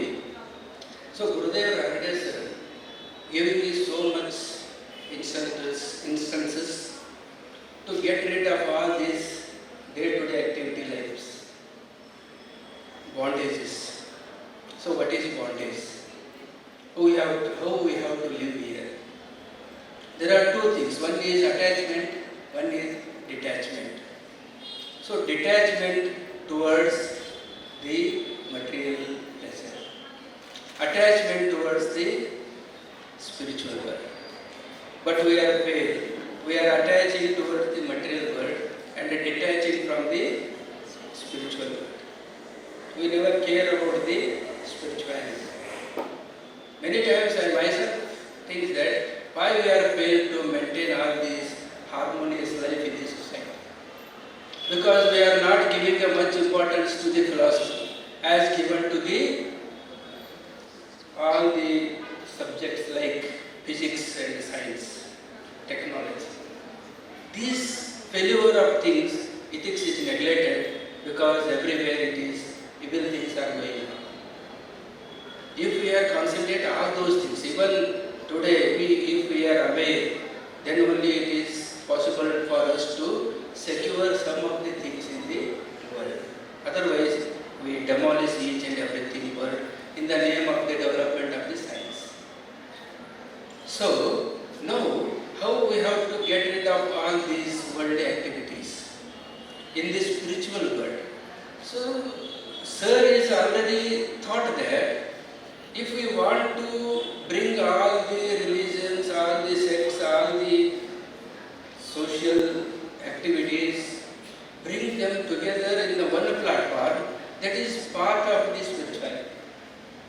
So part of the spirituality is such that everyone is one there, and one for all or all for one. So everybody equal before the God. All religion says the same thing, that you must get rid of all these worldly activities. So we are here as a pilgrimage. We have came here as a pilgrimage. We have see the pilgrimage centers, and once we have to go back to the pilgrimage. ಕನ್ನಡದಾಗ ಒಂದು ಹೇಳ್ತಿದ್ದ ಬಗ್ಗೆ ನಾವಿಲ್ಲಿ ಪ್ರಯಾಣಿಕರಾಗಿ ಬಂದಿದ್ದೇವೆ ಈ ಜಗತ್ತಿಗೆ. ಇಲ್ಲಿ ಪ್ರಯಾಣಕ್ಕೆ ನಾವು ತೀರ್ಥಯಾತ್ರಾ ಸ್ಥಳಗಳಿಗೆ ಹೋಗಿರ್ತೇವಲ್ಲ, ಅಲ್ಲಿ ಎಷ್ಟೊತ್ತಿರ್ತೇವೆ ನಾವು? ಧರ್ಮಸ್ಥಳಕ್ಕೆ ಇಲ್ಲಿಂದ ಹೋಗಿರ್ತೇವೆ, ಹೋಲ್ ನೈಟ್ ದರ್ಶನ ಆಗೋದು. ಬಹಳಷ್ಟು ಕ್ಯೂ ಇದೆ ಅಂದ್ರೆ ಬಹಳ ದೂರ ನೋಡೋದಿದೆ, ಇಲ್ಲೇ ಹೊರಗಡೆ ಕೈ ಮುಗಿದು ಹೋಗ್ಬಿಡಂಬರಿ ಅಂತೀವಿ. ದೇವಸ್ಥಾನಕ್ಕೂ ಕ್ಯೂ ಹಚ್ಚಕ್ಕೆ ಟೈಮ್ ಇಲ್ಲ ನಮಗೆ. ಅಷ್ಟೊಂದು ಟೈಮ್ನಲ್ಲಿ ನಾವು ಬಹಳ ಜಲ್ದಿ ಹೋಗ್ಬಿಡಲ್ಲ. ನಮ್ಗೆ ಏನಿದೆ ಅಂದರೆ ನಾವು ಗಾಡಿ ಮಾಡ್ಕೊಂಡು ಬಂದೇವಿ, ಬಹಳಷ್ಟು ನೋಡ್ಬೇಕಿದೆ, ಅಲ್ಲಿ ಟೈಮ್ ಕಳೆಯೋಕ್ಕಿಲ್ಲ ನಮಗೆ. ಹಾಗೆ ಈ ಜಗತ್ತಿನಲ್ಲಿ ನಾವು ಬಂದಿದ್ದೇವೆ, ಈ ಜಗತ್ತಿನಲ್ಲಿ ನಾವು ಪ್ರಯಾಣಿಕರಾಗಿ ಬಂದಿದ್ದೇವೆ. ಟೈಮ್ ಇಲ್ಲ, ಇಲ್ಲಿ ನೋಡೋದಕ್ಕೆ ಪ್ರಯತ್ನ ಮಾಡ್ತಿದ್ದೇವೆ, ಇರುವುದನ್ನು ಅರ್ಥ ಮಾಡ್ಕೊಳ್ತಾ ಇಲ್ಲ, ನೋಡೋದಕ್ಕೆ ಹೋಗ್ತಾ ಇದ್ದೀವಿ. ಸೊ ಏನು ಎದಕ್ಕೆ ಹೋಗ್ತಾ ಇದ್ದೀವಿ, ಎಷ್ಟು ಫಾಸ್ಟ್ ಹೋಗ್ತಾ ಇದ್ದೀವಿ, ಎಲ್ಲಿ ಹೋಗ್ತಾ ಇದ್ದೀವಿ ನಮ್ಗೆ ಗೊತ್ತಿಲ್ಲ. ಎಲ್ಲರೂ ಹೋಗ್ತಾ ಇದ್ದಾರೆ, ಅದಕ್ಕೆ ನಾವು ಹೋಗ್ತಾ ಇದ್ದೀವಿ. ಎಲ್ಲರೂ ಹುಡುಕ್ತಾ ಇದ್ದಾರೆ, ನಾವು ಹುಡುಕ್ತಾ ಇದ್ದೀವಿ. ಎಲ್ಲಿ ಹುಡುಕ್ತಾ ಇದ್ದೀವಿ, ಯಾಕೆ ಹುಡುಕ್ತಾ ಇದ್ದೀವಿ ಗೊತ್ತಿಲ್ಲ. ಎಲ್ಲಕ್ಕಿಂತ ಹೆಚ್ಚಾಗಿ ಏನು ಹುಡುಕ್ತಾ ಇದ್ದೀವಿ ಅದು ಗೊತ್ತಿಲ್ಲ. So spirituality is such that there are two things. One is conversation in the religion, by this religion to this religion. According to Ranade sir, conversation with yourself. You must see yourself. You must see and understand yourself within you. Therefore, there are two things. One is external knowledge, one is internal knowledge. You must travel inside. ಒಳಗಡೆ ನಾವು ಪ್ರಯತ್ನ ಚಾಲೂ ಮಾಡಬೇಕು, ಪ್ರಯಾಣ. Because this world is illusion. Everything is look like such, but it is not true. Because everything is dual. ಎಲ್ಲವೂ ಇಲ್ಲಿ ದ್ವಿಗುಣ ಇದೆ. ಯಾವುದೇ ಶಬ್ದ ತಗೋರಿ ಅದಕ್ಕೊಂದು ವಿರುದ್ಧ ಪದ ಇದೆ. ಜನನ ಮರಣ, ಸುಖ ದುಃಖ, ಹುಟ್ಟು ಸಾವು, ಸೌಂದರ್ಯ ಕುರೂಪಿ, ಯಾವುದೇ ತಗೋರಿ ಅದಕ್ಕೊಂದು ನೆರಳು ಬಿಸಿಲು, ಕತ್ತಲು ಬೆಳಕು. This is dual because these are dual. Everything is dual. We are seeing only one thing by two eyes. It is one. The whole world is one. Unfortunately, we are thinking that it is one. ಎಲ್ಲವೂ ಒಂದೇ ಇದೆ, but ನಾವು ಅದನ್ನು ಭಿನ್ನತೆಯಿಂದ ಗುರುತಿಸ್ತಾ ಇದ್ದೀವಿ. This is the because of ignorance. ಅಜ್ಞಾನದಿಂದ ನಾವೇನು ಮಾಡ್ತಾ ಇದ್ದೀವಿ, ತಪ್ಪಾಗಿ ತಿಳ್ಕೊತಾ ಇದ್ದೀವಿ. So first we must understand what is the rule of my self in this society. ಒಂದು ಕ್ವಶನ್, ನಾವೆಷ್ಟು ಬೆಳೆದು ಬಂದಿದ್ದೇವಲ್ಲ. Immanuel Kant says that in his categorical imperative, one of the great philosopher, German philosopher, he is giving a lot of concentration on the time. He never forget anything within time. You have to do the within time. ಅವನೊಂದು ವಿಷಯ ಹೇಳ್ತೀನಿ, ಎಲ್ಲವನ್ನೂ ವಿಮರ್ಶೆ ಮಾಡ್ತಾರೆ. He is a critical philosopher. Everything he has to think and apply and agree. Before thinking and before criticizing, he never able to accept. So he says that ಒಂದ್ಸಲ ಒಂದು ಹುಡುಗಿ ಬಂದು, ಸರ್ ನಾನು ನಿಮ್ಮನ್ನು ಮದುವೆ ಆಗ್ತೇನೆ. ಕಾಂಟ್ ನನಗೆ ಸ್ವಲ್ಪ ಟೈಮ್ ಕೊಡ್ಬೇಕು, ನೀವು ಸಡನ್ ಆಗಿ ಬಂದು ಮದುವೆ ಆಗ್ತೀನಿ ಅಂದರೆ ನಾ ಎಲ್ಲ ಸಾಧಕ ಬಾಧಕಗಳನ್ನು ನೋಡ್ಬೇಕು. ಮದುವೆ ಆದರೆ ಏನಾಗುತ್ತೆ, ಮದುವೆ ಆಗಲಿಲ್ಲ ಅಂದರೆ ಏನಾಗುತ್ತೆ, ಎಲ್ಲ ಚೆಕ್ ಮಾಡಬೇಕು. ಆಯಿತು, ನಿಮಗೆ ಯಾವಾಗ ಕರೆಕ್ಟ್ ಅನಿಸ್ತದೆ ನಮ್ಮ ಮನೆಗೆ ಬರ್ರಿ ಅಂತ. ಅವ 3 ವರ್ಷ ಸ್ಟಡಿ ಮಾಡ್ತಾನೆ. ಮದುವೆ ಆದರೆ ಎಷ್ಟು ಸುಖ ಇದೆ, ಮದುವೆ ಆದರೆ ಎಷ್ಟು ಸುಖ ಇದೆ. 3 ವರ್ಷ ಸ್ಟಡಿ ಮಾಡಿ ಆ ಮನೆಗೆ ಹೋಗ್ತಾನೆ. ಮದುವೆ ಆದರೆ ಏನೋ ಒಂದು ಸುಖ ಇದ್ರಿ, ಅದಕ್ಕೆ ನಾನು ನಿಮ್ಮ ಮನೆಗೆ ನಿಮ್ಮ ಮಗಳನ್ನ ಮದುವೆ ಹಾಕಿ ಬಂದೇನೆ ಅಂತ ಅವ್ರ ಅಪ್ಪನ ಕಡೆ. ಇಷ್ಟು ಲೇಟಾಗಿ ಬಂದರೆ ಆಕೆಗೆ ಆಗಲೇ 2 ಮಕ್ಕಳಾಗ್ಯಾವ, ನೀವು ಹೋಗ್ಬಿಡಿ ಇವಾಗ. Can't is like everything he has to criticize because he never married. Second time ಬರಲಿಲ್ಲ, ಎಲ್ಲನೂ ಕ್ರಿಟಿಸೈಸ್ ಮಾಡ್ತಾ ಹೊರಟ್ರೆ we have to accept something, but he stick on his time. ಅವನು ತನ್ನ ಬಯೋಗ್ರಫಿಯಲ್ಲಿ ಬರೀತಾರೆ, ಏನು ಗೊತ್ತಾ, ನಾನು ನನ್ನ ಜೀವನದಲ್ಲಿ ಒಂದು ಸಲನೂ 4 ಗಂಟೆಗೆ ವಾಕಿಂಗ್ ಹೋಗೋದು ತಪ್ಪಿಸೋದಿಲ್ಲ. Every day 4 o'clock he is going to use for work. But one day I forgot because I have reading a Lenin book. ಅವಾಗ ಒಂದು ದಿವಸ ನಾನು ತಪ್ಪಿಸಿದೆ. ಅದು ಹೇಗಿತ್ತು ಗೊತ್ತಾ, ಜರ್ಮನ್ನಲ್ಲಿ ಅವನು ಹೊರಟ್ರೆ ಎಲ್ಲರೂ ಟೈಮ್ ಸೆಟ್ ಮಾಡ್ಕೊತಿದ್ರು. ಕಾಟ್ ಹೋಗ್ತಾ ಇದ್ದಾರೆ ಅಂದರೆ 4 ಗಂಟೆ ಆಯಿತು. ಅಷ್ಟೊಂದು ಟೈಮ್ ಸ್ಟಿಕ್ ಆನ್ ಇರುವಂಥ ವ್ಯಕ್ತಿ ಇಥಿಕ್ಸ್ ಬಗ್ಗೆ ಬರೆಯುವಾಗ in his grounder of metaphysic of morals ಅಂತ ಒಂದು ಬುಕ್ ಬರೀತಾರೆ. ಆ ಬುಕ್ದಲ್ಲಿ ಏನು ಮಾಡ್ತಾನೆ ಗೊತ್ತಾ, in his second categorical imperative ಅಂತ. ಅಲ್ಲಿ ಅವನು ಹೇಳ್ತಾನೆ, don't treat anybody as a means, at the same time you must have think that he has certain aims. So every one has our own aims. Aims means here aim, ಗುರಿ. ನಮ್ಮ ಜೀವನಕ್ಕೊಂದು ಗುರಿ ಇದೆ. ಆ ಗುರಿ ಏನಂತ ನಮ್ಗೆ ಅರ್ಥ ಆಗಬೇಕು. This word we are easily complete our aims. Suppose I promise to say that within 2 years I must earn 2 lakh rupees. It is easy. By doing something hard work we must reach the things. But the end is something we must think about others. ಅದಕ್ಕೆ ನಾನು ಏನು ಹೇಳ್ತೀನಿ, ನಿಮ್ಮನ್ನು ನೀವು check ಮಾಡ್ಕೊಳ್ಳಿ. ಇಲ್ಲಿವರೆಗೂ ನಾವು ಬೆಳೆದು ಬಂದಿದ್ದೇವಲ್ಲ, ಎಲ್ಲರನ್ನೂ ಕೇವಲ ಸಾಧನವನ್ನಾಗಿ ಬಳಸ್ಕೊಂಡು ಬಂದಿದ್ದೇವೆ. ತಂದೆ ತಾಯಿಗಳನ್ನು ಸಾಧನ ಆಗಿ ಬೆಳೆಸಿದ್ವಿ, ಚಿಕ್ಕವರಿದ್ದಾಗ ಗುರುಗಳನ್ನು ಸಾಧನವಾಗಿ ಬೆಳೆಸಿದ್ವಿ, ಅಂದರೆ ಬಳಸ್ಕೊಂಡ್ವಿ. ಸೇಮ್ ಟೈಮ್ ಫ್ರೆಂಡ್ಸನ್ನು ನಾವು ಸಾಧನವಾಗಿ ಬಳಸ್ಕೊಂಡ್ವಿ. ಸಮಾಜದಲ್ಲಿರುವಂಥ ಎಲ್ಲರನ್ನೂ ಸಾಮಾಜಿಕವಾಗಿ ನಾವು ಏನಂತ ಬಳಸ್ಕೊಂಡ್ವಿ, ಮೀನ್ಸ್ ಅಂತ ಬಳಸ್ಕೊಂಡ್ವಿ.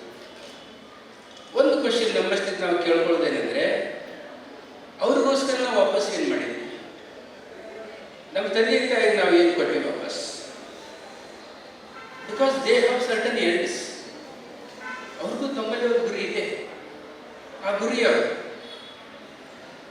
ನಮ್ಮಲ್ಲಿ ಏನೋ ಅವ್ರು ಕಾಣಲ್ಲ ಇದೆ, ಅದನ್ನು ನಾವು ವಾಪಸ್ ಕೊಟ್ಟಮೇಲೆ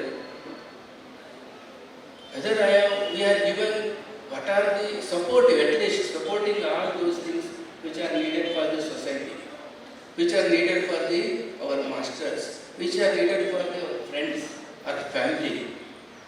We are alone developing ourselves. After climbing this ladder, we just throw. This is something very awkward situation. Can't say that you must not treat any person as a means. You must treat them as their ends. They have certain aims. You must learn to how to means to their ends. ಅವ್ರ ಸಾಧನಕ್ಕೆ ನೀವು ಸಾಧನ ಆಗಬೇಕು, ನೀವು ಅದನ್ನು ಕಲ್ಕೋಬೇಕಂತ. ಅದಕ್ಕೆ can't is A great philosopher because he thinks so many important aspect in this groundwork of metaphysics of morals. So we come to the Indian concept of the things. So when we are thinking about the worldly pleasure, spirituality is one thing that it is above of all the things, which can able to bring together all religions. So Ranade sir is already well known mystic experiences that how to bring all these things within one platform. That is only, he understood, he tried to convince each and every one that you must learn how to convert inward. That is the power of the spirituality. We must learn how to convert ourselves. Who am I? So everything begins with I. Everything begins with mind. Everything begins with mind. ಎಲ್ಲವೂ ನನ್ನಿಂದ, ನಾನು, ನನಗೋಸ್ಕರ ಅಂತ start ಆಗುತ್ತೆ. ಅದಕ್ಕೆ ಸರ್ವಜ್ಞ ಹೇಳ್ತಾರೆ, ನಾನು ನೀನುಗಳು ಅಳಿದು, ನಾನು ಅಳಿಬೇಕು, ನೀನು ಅಳಿಬೇಕು. ತಾನು ಲಿಂಗದ ಉಳಿದು, ತಾನು ಅನ್ನೋದು ಲಿಂಗದಲ್ಲಿ ಉಳಿಬೇಕು, ನಾನು ಅನ್ನುವಂಥ ಭ್ರಮೆ ತೆಗಿಬೇಕು. ಅಂದಾಗ ಕೈವಲ್ಲೇ ಇದೆಯೇ ನೋಡಿಸ್ತಂತೆ ಅಂತ. ಸೊ ಇಲ್ಲೇ ಇದೆ, ನಾವೆಲ್ಲೋ ಹುಡುಕ್ತಾ ಇದ್ದೀವಿ. So that is what importance of the spirituality. So these things, the words such as liberation, soul, or punarjanma, rebirth, it is the part of the spirituality. How you are acting here, you are going to get the fruit of the next life. Because Indian philosophy so much believes in the rebirth. ನಾವೇನು ಮಾಡ್ತಾ ಇದ್ದೇವೆ ಅಂದರೆ ನಮ್ಮ ಕರ್ಮಗಳು ಪ್ರತಿ ಕ್ಷಣ ನಮ್ಮಿಂದ ಬಂದಿದೆ. ನಾನು ಒಳ್ಳೇದು ಮಾಡಿದರೆ ನನಗೆ ಒಳ್ಳೇದು ಆಗ್ತಾ ಹೋಗುತ್ತೆ, ನಾನು ಕೆಟ್ಟದ್ದು ಮಾಡಿದರೆ ನನಗೆ ಕೆಟ್ಟದ್ದು ಆಗ್ತಾ ಹೋಗುತ್ತೆ. ಸೊ ಹೇಗೆ ಕೆಲಸ ಮಾಡಬೇಕಾಗುತ್ತೆ? ಅದಕ್ಕೆ ಮೇಡಮ್ ಹೇಳಿದ್ರು, ಇಟ್ ಈಸ್ ನಿಷ್ಕಾಮ ಕರ್ಮ. You must not attach to anything. You must work for work sake. Work for work sake, but that should be perfect. ಏನೋ ಕೆಲಸ ಹಚ್ಚಿದ್ದಾರೆ ಮಾಡ್ಬೇಕಂತಲ್ಲ, ದಟ್ ಶುಡ್ ಬಿ ಇನ್ವಾಲ್ವ್ಮೆಂಟ್. ಅದರೊಳಗೆ ಇರಬೇಕು. Because we have lot of responsibilities in the society. Sarvajna ಹೇಳ್ತಾನೆ ಒಂದು ಕಡೆ, ಎಣ್ಣೆ ಬೆಣ್ಣೆಯ ಋಣ, ಅನ್ನ ವಸ್ತ್ರದ ಋಣ, ಹೊನ್ನು ಹೆಣ್ಣಿನ ಋಣ, ತೀರಿದ ಕ್ಷಣದಿ ಮಣ್ಣು ಪಾಲಿಂದ ಸರ್ವಜ್ಞ. ಅವೆಲ್ಲ ನಮ್ಮ ಮೇಲೆ ಋಣಭಾರಗಳು. ಗ್ರೇಟ್ ಸೈಂಟಿಸ್ಟ್ ಐನ್ಸ್ಟೀನ್ ಒಂದು ಕಡೆ ಹೇಳ್ತಾರೆ, ನಾನು ಈ ಪ್ರಕೃತಿಯಿಂದ, ನನ್ನ ಸಮಾಜದಿಂದ, ನನ್ನ ಕುಟುಂಬದಿಂದ ನಾನು ಎಷ್ಟು ಸಾಲ ಮಾಡಿದ್ದೀನಿ ಅಂದರೆ ಇಡೀ ಜೀವನ ಪೂರ್ತಿ ಅದನ್ನು ತೀರಿಸೋದಕ್ಕಾಗೋದಿಲ್ಲ. ಯಾರಿಗೆ ತೀರಿಸೋದಕ್ಕಾಗುತ್ತೆ? ತಾಯಿ ಋಣ ಯಾರು ತೀರಿಸ್ತೀವಿ ನಾವು? ತಾಯಿ ಋಣ ಏನು ತೀರಿಸಲಿಕ್ಕಾಗುತ್ತೆ? ಅದಕ್ಕೆ ಜೀವದಾನ ಮಾಡಿದಾರ ನಾವೇನು ತೀರಿಸ್ತೇವೆ? ಹಾಲಿನ ಋಣ ಯಾವಾಗ ತೀರಿಸ್ತೀವಿ? ದಿನ 1 ಲೀಟರ್ ಹಾಲಿನ ಪಾಕೆಟ್ ನಂದಿನಿ ಅವ್ರ ಮನೆಗೆ ಹಾಕಿಸ್ಬಿಟ್ರೆ ಮುಗಿದಿದ್ದೆ. ಜೀವನೇ ಕೊಟ್ಟಿದ್ದಾರೆ ಅವರು, ಅದರ ಋಣಭಾರ ಹೇಗೆ ತಿಳಿಸ್ತೇವೆ? So we are under some important duties. ಅದಕ್ಕೆ ರಾಂಡೆ ಸರ್ ಏನು ಹೇಳ್ತಾರೆ ಅಂತ, we must have pass through some important aspects. ದೈಹಿಕವಾಗಿ ಕೆಲವೊಂದಿಷ್ಟು ನೋವುಗಳಿವೆ, ಮಾನಸಿಕವಾಗಿ ಕೆಲವೊಂದಿಷ್ಟು ನೋವುಗಳಿವೆ, ಬೌದ್ಧಿಕವಾಗಿ ಕೆಲವೊಂದಿಷ್ಟು ನೋವುಗಳಿವೆ. ಅವುಗಳನ್ನು ನಾವು ದಾಟಬೇಕಾಗಿದೆ. If we want to reach the ultimate reality, we must surrender ourself. Because we must have certain hurdles. Every day we are passing through something. ಅದಕ್ಕೆ ಹೇಳಿ ಗೊತ್ತಾ, ಜನನ ಮರಣ ನಡುವೆ ಜರ ಮತ್ತು ವ್ಯಾಧಿ ಅಂತ 4 ಅಂಶಗಳನ್ನು. ಜನನ ಮರಣದ ನಡುವೆ ಜರ ಮತ್ತು ವ್ಯಾಧಿ. ಜನನನು ನೋವಿನಿಂದಲೇ ಇದೆ, ಮರಣನೂ ನೋವಿನಿಂದ ಇದೆ. ಇವೆರಡರ ನಡುವೆ ಜರ ಮತ್ತು ವ್ಯಾಧಿ. ವಯಸ್ಸಾಗ್ತಾ ಇದೆ. ಆ ವಯಸ್ಸಾಗೋದನ್ನು ನಾವು ಹೇಗೆ ತಗೋಬೇಕು? ನಾವು ಹೇಗೆ ಮೇಕಪ್ ಮಾಡ್ಕೊಂಡು ಬಂದರೂ ಸಹಿತ ದೇವ್ರಿಗೆ ಮೋಸ ಮಾಡೋಕ್ಕಾಗೋದಿಲ್ಲ. ನಾವು ಎಷ್ಟೇ ಚೆಂದ ಆದರೂ ದೇವರು ಒಂದು ಫೋಟೋ ಇಟ್ಟು ಕಳಿಸಿರ್ತಾನೆ ಯಮನ್ ಕೈಯಲ್ಲಿ, ಇಂಥವ್ರದ್ದು ಇವತ್ತು ಲಿಸ್ಟ್ ಇದೆ, ಕರ್ಕೊಂಡು ಬರೀ ನೀವಂತೆ. ಒಬ್ಬ ವಿದ್ಯಾರ್ಥಿ ಕಡೆ ಬಂದು ಕೇಳ್ತಾನೆ, ಇವತ್ತು ನಿನ್ನ ಲಿಸ್ಟ್ ಬಂದಿದೆ ಬಾಪ ಅವನು. ಸರ ನನ್ನಿಂದು ಏನು ಮದುವೆ ಆಗಿಲ್ಲ, ಏನಿಲ್ಲ, ನೀವು ಎಷ್ಟು ಜಲ್ದಿ ನಾನು ಕರ್ಕೊಂಡು ಒಂದು ಟ್ರೈನ್ ಹೆಂಗಾದ್ರೂ ಬಂದಿರಿ, ಮತ್ತು ಒಂದು ಸ್ವಲ್ಪ ಏನು ಚಾಗಿ ಕುಡಿ ಬರೀ ಅಂತ ಕರ್ಕೊಂಡು ಹೋಗಿ ಅವನಿಗೆ ಒಂದು ಸ್ವಲ್ಪ ಗುಟ್ಕ ಹಾಕಿಸ್ಬಿಡ್ತಾರೆ. ಕಲಾಸ್ ಯಮರಾಜ ಒಂದು 2 ತಾಸು ಮುಕ್ಕೊಂಡು ಹೇಳ್ತಾರೆ. ಅಷ್ಟರೊಳಗೆ ಇವನು ಒಂದು ಲಿಸ್ಟ್ ಚೇಂಜ್ ಮಾಡಿರ್ತಾರೆ. ಇವನು ಪಾಳೆ ತೆಗೆದು ಲಾಸ್ಟ್ಗೆ ಹಾಕಿರ್ತಾರೆ. ಎಲ್ಲ ಡಿಲೀಟ್ ಮಾಡಿ, ಹೆಂಗಾದ್ರೂ ಡಿಲೀಟ್ ಮಾಡೋಕ್ಕೆ ಸರಳ ಇದೆ. ಈಗ ಯಮರಾಜ ಎಚ್ಚರಾದ ತಕ್ಷಣ ಹೇಳ್ತೇನೆ, ನೀ ನನಗೇನೋ 2 ತಾಸು ಮನಗಿಸ್ಬಿಟ್ಟು ನನಗೆ ಏನಾಯ್ತು ಗೊತ್ತಿಲ್ಲ, ಅದಕ್ಕೆ ನಾನೀಗ ನಿನ್ನ ಸ್ಕಿಪ್ ಮಾಡ್ತೀನಿ, ಲಾಸ್ಟ್ಗೆ ಯಾರು ಇದ್ದು ಅವ್ರಿಂದ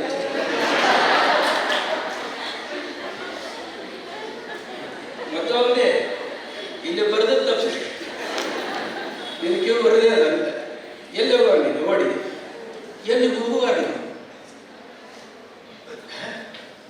ಒಬ್ಬ ರಾಜನಿಗೆ ಕನಸು ಬೀಳುತ್ತೆ.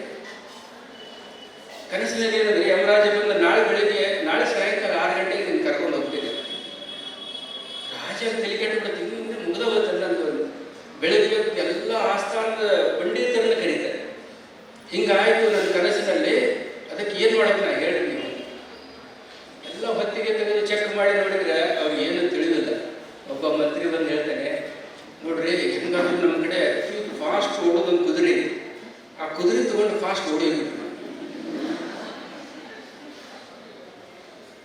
ಇದು ಸರಿ ಅನಿಸ್ತದೆ ರಾಜ, ಹೆಂಗಂದ್ರೆ ಅವ ಇಲ್ಲೇ ಬರ್ತಾನಲ್ಲ ಅರಮನೆಗೆ, ಇಲ್ಲಿಂದ ತಪ್ಪಿಸ್ಕೋಬಹುದು ನಾನು. ಬೆಳಿಗ್ಗೆ ಬಿಟ್ಟವನು ಸಾಯಂಕಾಲ 6 ತನಕ ಓಡಿಸ್ತಾರೆ ಕುದುರೆ. ಎಲ್ಲೋ ಒಂದು ಕಡೆ ಸುಸ್ತಾಗಿ ಗಿಡದ ಕೆಳಗೆ ಮುಕ್ಕೊಂಡು ಕಣ್ಣು ತೆಗೆದ ತಕ್ಷಣ ಯಮರಾಜ ಮುಂದೆ ನಿಂತು, ರಾಜ ನಾ ಹೇಳಿದ್ದೆ ಜಾಗ, ಯಾಕಂದ್ರೆ ಈ ಕುದುರೆಗೆ ಭಾಳ ನಾನು ಮಹತ್ವ ಕೊಡ್ತೀನಿ. ಯಾಕಂದ್ರೆ ನೀವು ಎಲ್ಲಿ ನಿಂದಿರಿಸಲಾರ್ದಂಗೆ ಇಲ್ಲಿ ತನಕ ಕುದುರೆನೂ ಸಹಾಯ ಮಾಡ್ತೀನಿ ನಿನಗೆ. ಅಂದ್ರೆ ನಾನು ಹೇಗೆ ತಪ್ಪಿಸ್ಕೊಂಡ್ರು ಇಲ್ಲಿಂದ ತಪ್ಪಿಸ್ಕೊಳ್ಳೋಕ್ಕಾಗೋದಿಲ್ಲ. ನಾನು ಅರ್ಥ ಮಾಡ್ಕೋಬೇಕಂದ್ರೆ ಇರುವುದ್ರಾಗನೆ ಆ್ಯಕ್ಚುಲಿ ನಾನು ನೀವು ಕಂಪೇರ್ ಮಾಡೋದು ಭಾಳ ಸಣ್ಣ ವಯಸ್ಸು. ಇನ್ ದ ಸೆನ್ಸ್ ಕಳೆದದ್ದಲ್ಲ, ಉಳಿದದ್ದು ಹೇಳಿದ್ದು. ಕಳೆದಿದ್ದೇನೆ, ಈಗ 57 ವರ್ಷ ಕಳೆದಿದ್ದೇನೆ. ಇರ್ಬೋದು ನನ್ನ 56 ವರ್ಷ, ಏನು ಬರಲಿಲ್ಲ ಅಂದರೆ ವ್ಯಾಧಿ ಬರಲಿಲ್ಲ ಅಂದರೆ. ಈಗಾಗಲೇ ಬಂದಿದೆ ಶುಗರು, BP ಅವೆರಡು ಅಣ್ಣ ತಮ್ಮ ಇದ್ದೇನೆ. ಒಂದು ಬಂದಿದೆ ಅಂದರೆ ಇನ್ನೊಂದು ನಮಗೆಲ್ಲ ಗೊತ್ತಿಲ್ಲ, ಬಂದಿರ್ತದೆ. ಡಾಕ್ಟರ್ ಹೇಳಿದಾಗ ನಿಮ್ದು ವೇಟ್ ಭಾಳ ಆಗೈತೆ, ಕಡಿಮೆ ಮಾಡಿ. ಕಡಿಮೆ ಹೆಂಗೆ ಮಾಡೋದು? ಸ್ಟ್ರೆಸ್. ಇನ್ನೊಂದು BP ಹೆಚ್ಚಿಗೆ ತೊಗೊಂಡ್ರೆ ವೇಟ್ ಬಗ್ಗೆ ಕೇಳಬೇಕು. ಅದೇ ಸೊ ಮನುಷ್ಯ ಹೇಗಾಗಿದೆ ಅಂದರೆ there is no time. So ನಾವು ಈ ಜಗತ್ತಿನಿಂದ ಬಿಟ್ಟು ಹೋಗುವಾಗ ಏನು ಮಾಡೋಕ್ಕಾಗಲ್ಲ. ಗ್ರೇಟ್ ಅಲರ್ಜಿ ಅಂತಾರೆ. ಒಂದು ಸಲ ಭಾರತ ದೇಶಕ್ಕೆ ಬರ್ತಿರ್ತಾರೆ, ಅವರೊಬ್ಬರು ಅರಿಸ್ಟಾಟಲ್ ಕೇಳ್ತಾರೆ, ನಿನಗೇನು ಬೇಕು? ಭಾರತ ದೇಶಕ್ಕೆ ಹೋಗ್ತಾ ಇದ್ದೀನಿ ನಾನು, ಏನು ತರಬೇಡಿ ಅಲ್ಲಿಂದ್ರೆ. ಅಲ್ಲಿಂದ ಒಬ್ಬ ಋಷಿ ಮುನಿಯನ್ನು ಕರ್ಕೊಂಡ್ಬರ್ರಿ. ಋಷಿ ಮುನಿಯನ್ನು ಕರ್ಕೊಂಡ್ಬರೋದು ಏನು ಮಹಾ, ನಾನು ಕರ್ಕೊಂಡ್ಬರ್ತೇನೆ. ಆದರೆ ಭಾರತ ದೇಶಕ್ಕೆ ಬಂದಾಗ ಒಬ್ಬ ಋಷಿ ಮುನಿ ಕಡೆ ಹೋಗಿ ಅಲೆಕ್ಸಾಂಡರ್ ಹೇಳ್ತಾರೆ, ನೀನು ನಮ್ಮ ದೇಶಕ್ಕೆ ಬರಬೇಕು ಅಂತ. ಮೊದಲು ಅವರು ಸೈನಿಕರು ಕಳಿಸಿರ್ತಾರೆ. ಅವನು ಸೈನಿಕರಿಗೆ ಇದೆಲ್ಲ ನಿಮ್ಮ ರಾಜ್ಯ ನನ್ನ ಮುಂದೆ ಹಚ್ಚಬೇಡಂದು ಹೋಗ್ಬಿಡೋಣ ಅವನಿಗೆ ಅಂತ. ಅವಾಗ ರಾಜನೇ ಬಂದು ಅಲೆಕ್ಸಾಂಡರ್ ಬಂದು ಹೇಳ್ತಾರೆ, ನೀನು ನನ್ನ ಕೂಡ ಬರಬೇಕು. ನಾನು ಬರುವುದಿಲ್ಲ ಅಂತ, ನಿನ್ನನ್ನು ಕಟ್ಟು ಮಾಡ್ತೀನಿ, ತುಂಡು ಮಾಡ್ತೀನಿ. ತುಂಡು ಮಾಡೋಕ್ಕೆ ನಿನ್ನ ಕೈಲಿ ಆಗೋದಿಲ್ಲ, ಇಂಥ ಸುಳ್ಳನ್ನು ಹೇಳ್ಬೇಡ ನೀನು. ಯಾಕೆ ಅಂತಂದ್ರೆ, ಯಾಕೆಂದ್ರೆ ನಾನು ದೇಹ ಅಲ್ಲ, ನಾನು ಅನ್ನೋದು ದೇಹ ಅಲ್ಲ, ದೇಹವನ್ನು ಬಿಟ್ಟು ಬೇರೆದೊಂದಿದೆ. ಅದಕ್ಕೆ ನಾವು ಕನ್ನಡಿ ಮುಂದೆ ನಿಂತು ನೋಡಿಕೊಳ್ಳುವಾಗ ನಮ್ಮನ್ನು ನಾವು ನೋಡ್ಕೊಳ್ತಾ ಇಲ್ಲ, ನಮ್ಮ ಆಕಾರವನ್ನು ನೋಡ್ಕೊತಾ ಇದ್ದೇವೆ. ನಾನು ಎಷ್ಟು ಚೆಂದಿದ್ದೀನಿ, ನನ್ನ ಕೂದಲು ಎಷ್ಟು ಬೆಳ್ಳಗಾಗಿದೆ, ಎಷ್ಟು ಸುಕ್ಕು ಬಿದ್ದಿದೆ, ಎಷ್ಟು ಬೆಳ್ಳಗಾಗಿದೆ, ಎಲ್ಲನೂ ನೋಡ್ಕೊತಾ ಇದ್ದೇವೆ.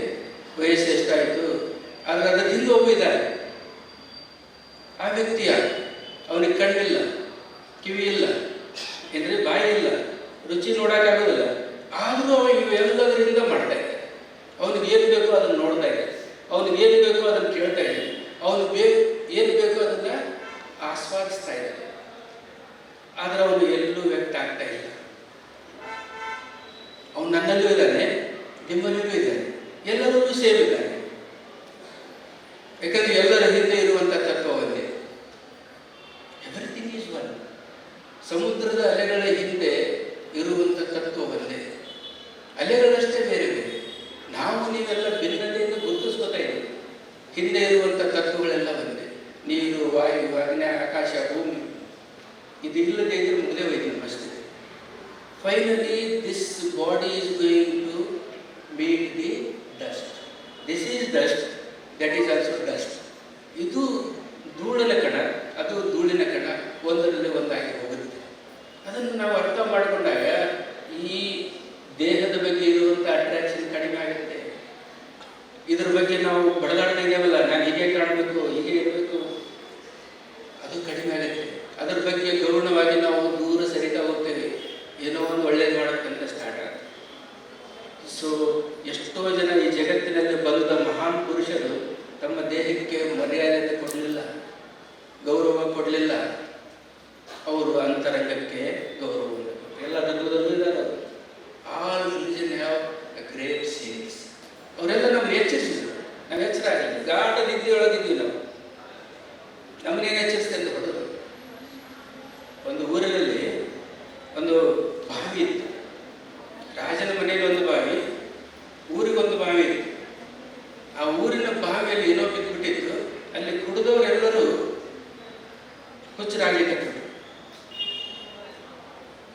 ರಾಜ ನೋಡಿದ್ರೆ ಎಲ್ಲರೂ ಹುಚ್ಚರಾಗಿರ್ತಾರೆ.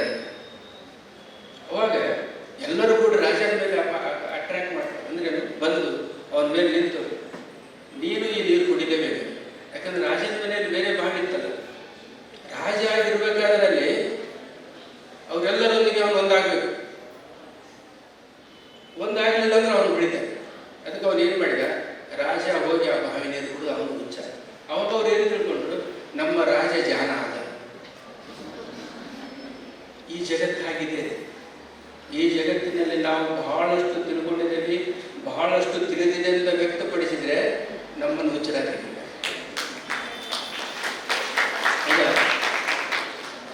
ಒಬ್ಬ ಸೈಕಾಲಜಿ ಪ್ರೊಫೆಸರ್ ಅಂದರೆ ಕಲಿಯುವಂಥ ವಿದ್ಯಾರ್ಥಿ ಕಲಿಸಿದ ಮೇಲೆ ಧಾರವಾಡ ಮೆಂಟಲ್ ಹಾಸ್ಪಿಟಲ್ ಇದೆ, ಅಲ್ಲಿ ಹೋಗಿ ನನ್ನ ಪ್ರಾಕ್ಟಿಕಲ್ ಆಗಿದೆ, ಥಿಯರಿ ಆಗಿದೆ, ಪ್ರಾಕ್ಟಿಕಲ್ ಮಾಡ್ಬೇಕು, ನಾನು ಸ್ವಲ್ಪ ಹೇಳ್ರಿ ಅದು. Actually mental doctor is very famous. Because ಅವ್ರು ಯಾಕಂದರೆ ನಮ್ಮಂಗೆ ವರ್ತನೆ ಮಾಡ್ತಾರೆ, ಹುಚ್ಚರು ಕೂಡ ಹುಚ್ಚರಂಗೆ ಮಾಡ್ತಾರೆ. ಎರಡರ ನಡುವೆ ಇರ್ತಾರೆ. ನಮ್ಮ ಕೂಡ ಕರೆಕ್ಟ್ ಇರ್ತಾರೆ. ಅವನು ಹೇಳ್ತಾನೆ, ಈ ರೂಮ್ನಲ್ಲಿ ಒಂದು 20 ಜನ ಹುಚ್ಚಿದ್ದಾರೆ, ಅಲ್ಲಿ ಹೋಗಿ ಸ್ವಲ್ಪ ಅವ್ರು ಹೇಗಿದ್ದಾರೆ ಕೇಳ್ಕೊಂಬ. ಇವನು ಹೋದವನ್ನ ಒಳಗಡೆ ಹುಚ್ಚರಂದ ಮೇಲೆ ಗೊತ್ತಲ್ಲ, ಒಬ್ಬರು ಫ್ಯಾನ್ ಮೇಲೆ ಕೂತಿರ್ತಾನೆ, ಒಬ್ಬನು ಬಸ್ ಹೊಡಿತಿರ್ತಾನೆ, ಒಬ್ಬನು ಡಾಕ್ಟರ್ ಆಗಿ ಏನೋ ಆಗಿರ್ತಾರೆ. ಇವನು ಒಬ್ಬನಿಗೆ ಹೋಗಿ ಬಿಡಿತಾರೆ, ಮತ್ತೇನಪ್ಪ ಆರಾಮದೇನೋ ಅಂತ. ಇನ್ನೊಬ್ಬನು ಇವನಿಗೆ ಬೆನ್ನ ಹಚ್ಚಿರ್ತಾರೆ. ಇವನು ಆ ಕಡೆ ಈ ಕಡೆ ಹೊರಗೆ ಹೋಗಿ ಇನ್ನೇನು ಹೊರಗೆ ಹೋಗ್ಬೇಕಂತ ಹೋಗೋರಾಗ ಅವನು ಬಂದು ಹೀಗೆ ಇನ್ನೇನು ಬಡಿಸ್ಕೊಳ್ಳೋದು ಗ್ಯಾರಂಟಿ ಅಂತ. ಅವನು ಕೊರೋನಾ ಹಿಂಗೆ ಬಂದಿರ್ತಾನೆ, ಒಂದು ಕಡೆ ಹೋಗಿ ಕುಂತು ಬಿಡ್ತಾನೆ. ಅವಾಗ ಅವನು ಬಂದವನೇ ದುಬ್ಬಕ್ಕೆ ಹೊಡೆದು ಕೋ ಅಂತಾನೆ. ಹುಚ್ಚರೇ ಯಾರಾದ್ರು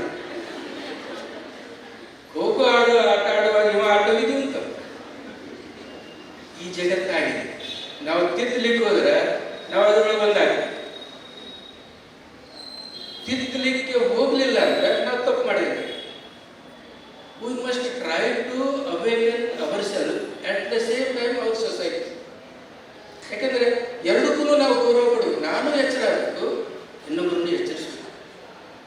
ನನ್ನ ಪಾತ್ರ ಏನು ಅದಕ್ಕೂ ಕೊಡಬೇಕು, ಅಟ್ ದ ಸೇಮ್ ಟೈಮ್ ಅದಕ್ಕೂ ನಾನು ಗೌರವ. ಅದಕ್ಕೆ ಅಲೆಕ್ಸಾಂಡರ್ ಇಸ್ ಗ್ರೇಟ್ ಅಂತಾರಲ್ಲ.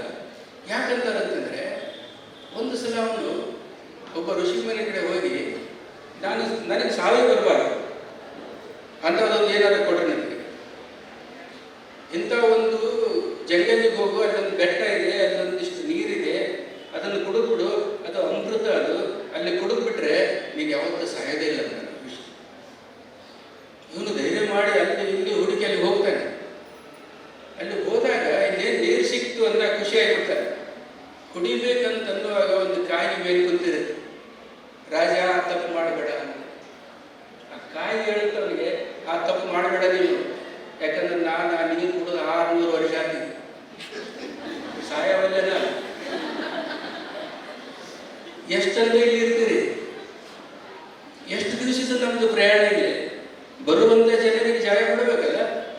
ಇಲ್ಲೇ ಟೆಂಟ್ ಹಾಕೊಂಡು ಎಷ್ಟು ದಿವಸ ಇರುವುದು ನಾವು.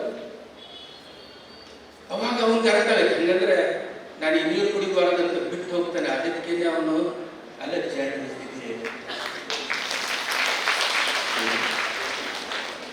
ಮುಂದೆ ವಾಪಸ್ ಹೋಗುವಾಗ ಅವ್ರಿಗೆ ಹೇಳ್ತಾರೆ, ಇಲ್ಲ ನಿಮ್ಗೆ ರೋಗ ಬಂದು ಸಾಯ್ತೀರಿ. ಗ್ರೇಟ್, ಇಡೀ ಜಗತ್ತಿನ ತುಂಬ ವೈದ್ಯರನ್ನೋರನ್ನ ಇಬ್ಬರನ್ನ ಕರೀತಾನೆ.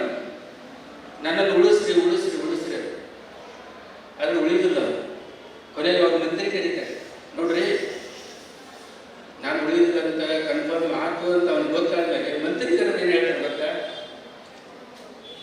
ನನ್ನ 3 ಆಸೆಗಿದೆ, ಅದನ್ನು ಈಡೇರಿಸ್ಬೇಕು. ಏನು ಹೇಳ್ರಿ? ಏನಿಲ್ಲ, ಈ ಜಗತ್ತಿನ ವೈದ್ಯರು ಶ್ರೇಷ್ಠ ವೈದ್ಯರು ಅನ್ನೋರಲ್ಲ, ಅವರು ನನ್ನ ಶವ ಬರಬೇಕು. ಅವನ ಆಸೆ ಈ ಜಗತ್ತಿನಲ್ಲಿ ಶ್ರೇಷ್ಠ ವೈದ್ಯರನ್ನೋರು ನನ್ನ ಶವ ಬರಬೇಕು. ಎರಡನೇದು, ನನ್ನ ಅರಮನೆಯಲ್ಲಿ ಇರತಕ್ಕಂಥ ವಜ್ರ ವೈಡೂರ್ಯವನ್ನ ತಗೊಂಡು ಸ್ಮಶಾನದವರೆಗೂ ನಾನು ಹಾಕಬೇಕು ನನ್ನ ಅರಮನೆಯಲ್ಲಿ. ಮೂರನೇದು, ನನ್ನ ಕೈಗಳು ಆ ಕಫನ್ ಒಳಗಡೆ ಇರಬಾರ್ದು, ಹೊರಗಡೆ. ರಾಜ ಮಂತ್ರಿಗೆ ವಿಚಿತ್ರ ಆಗಿದೆ, ಏನು ಹೇಳಾಕತ್ತೀರಿ ನೀವು, ಯಾಕಿಂಗ?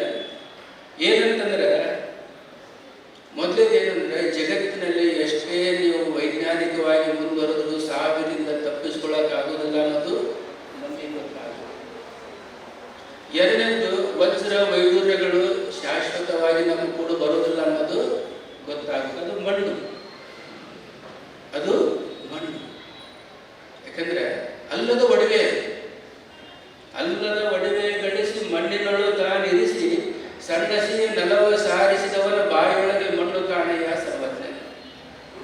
ನಾವೇನು ಸುಟ್ಕೇಸ್ ತುಂಬಿ ಮನೆಯೊಳಗೆ ಹಾಕಿ ಇಡ್ತೇವಲ್ಲ, ಹಾಗೆ ಹಿಂದಿನ ಕಾಲದಲ್ಲಿ ಇದ್ರಿಲ್ಲ. ಅವ್ರೇನು ಮಾಡ್ತಿದ್ರು, ಗಡಿಗೆ ಒಳಗೆ ಅದನ್ನು ಇಟ್ಕೊಂಡು ಭಾಗದಲ್ಲಿ ಮಣ್ಣು ಹಾಕಿ ತುಂಬಿ ಮುಚ್ಚಿ ಅದರ ಮೇಲೆ ಸಗಣಿ ಹಾಕಿ ಮುಕ್ಕೋತಿದ್ರು.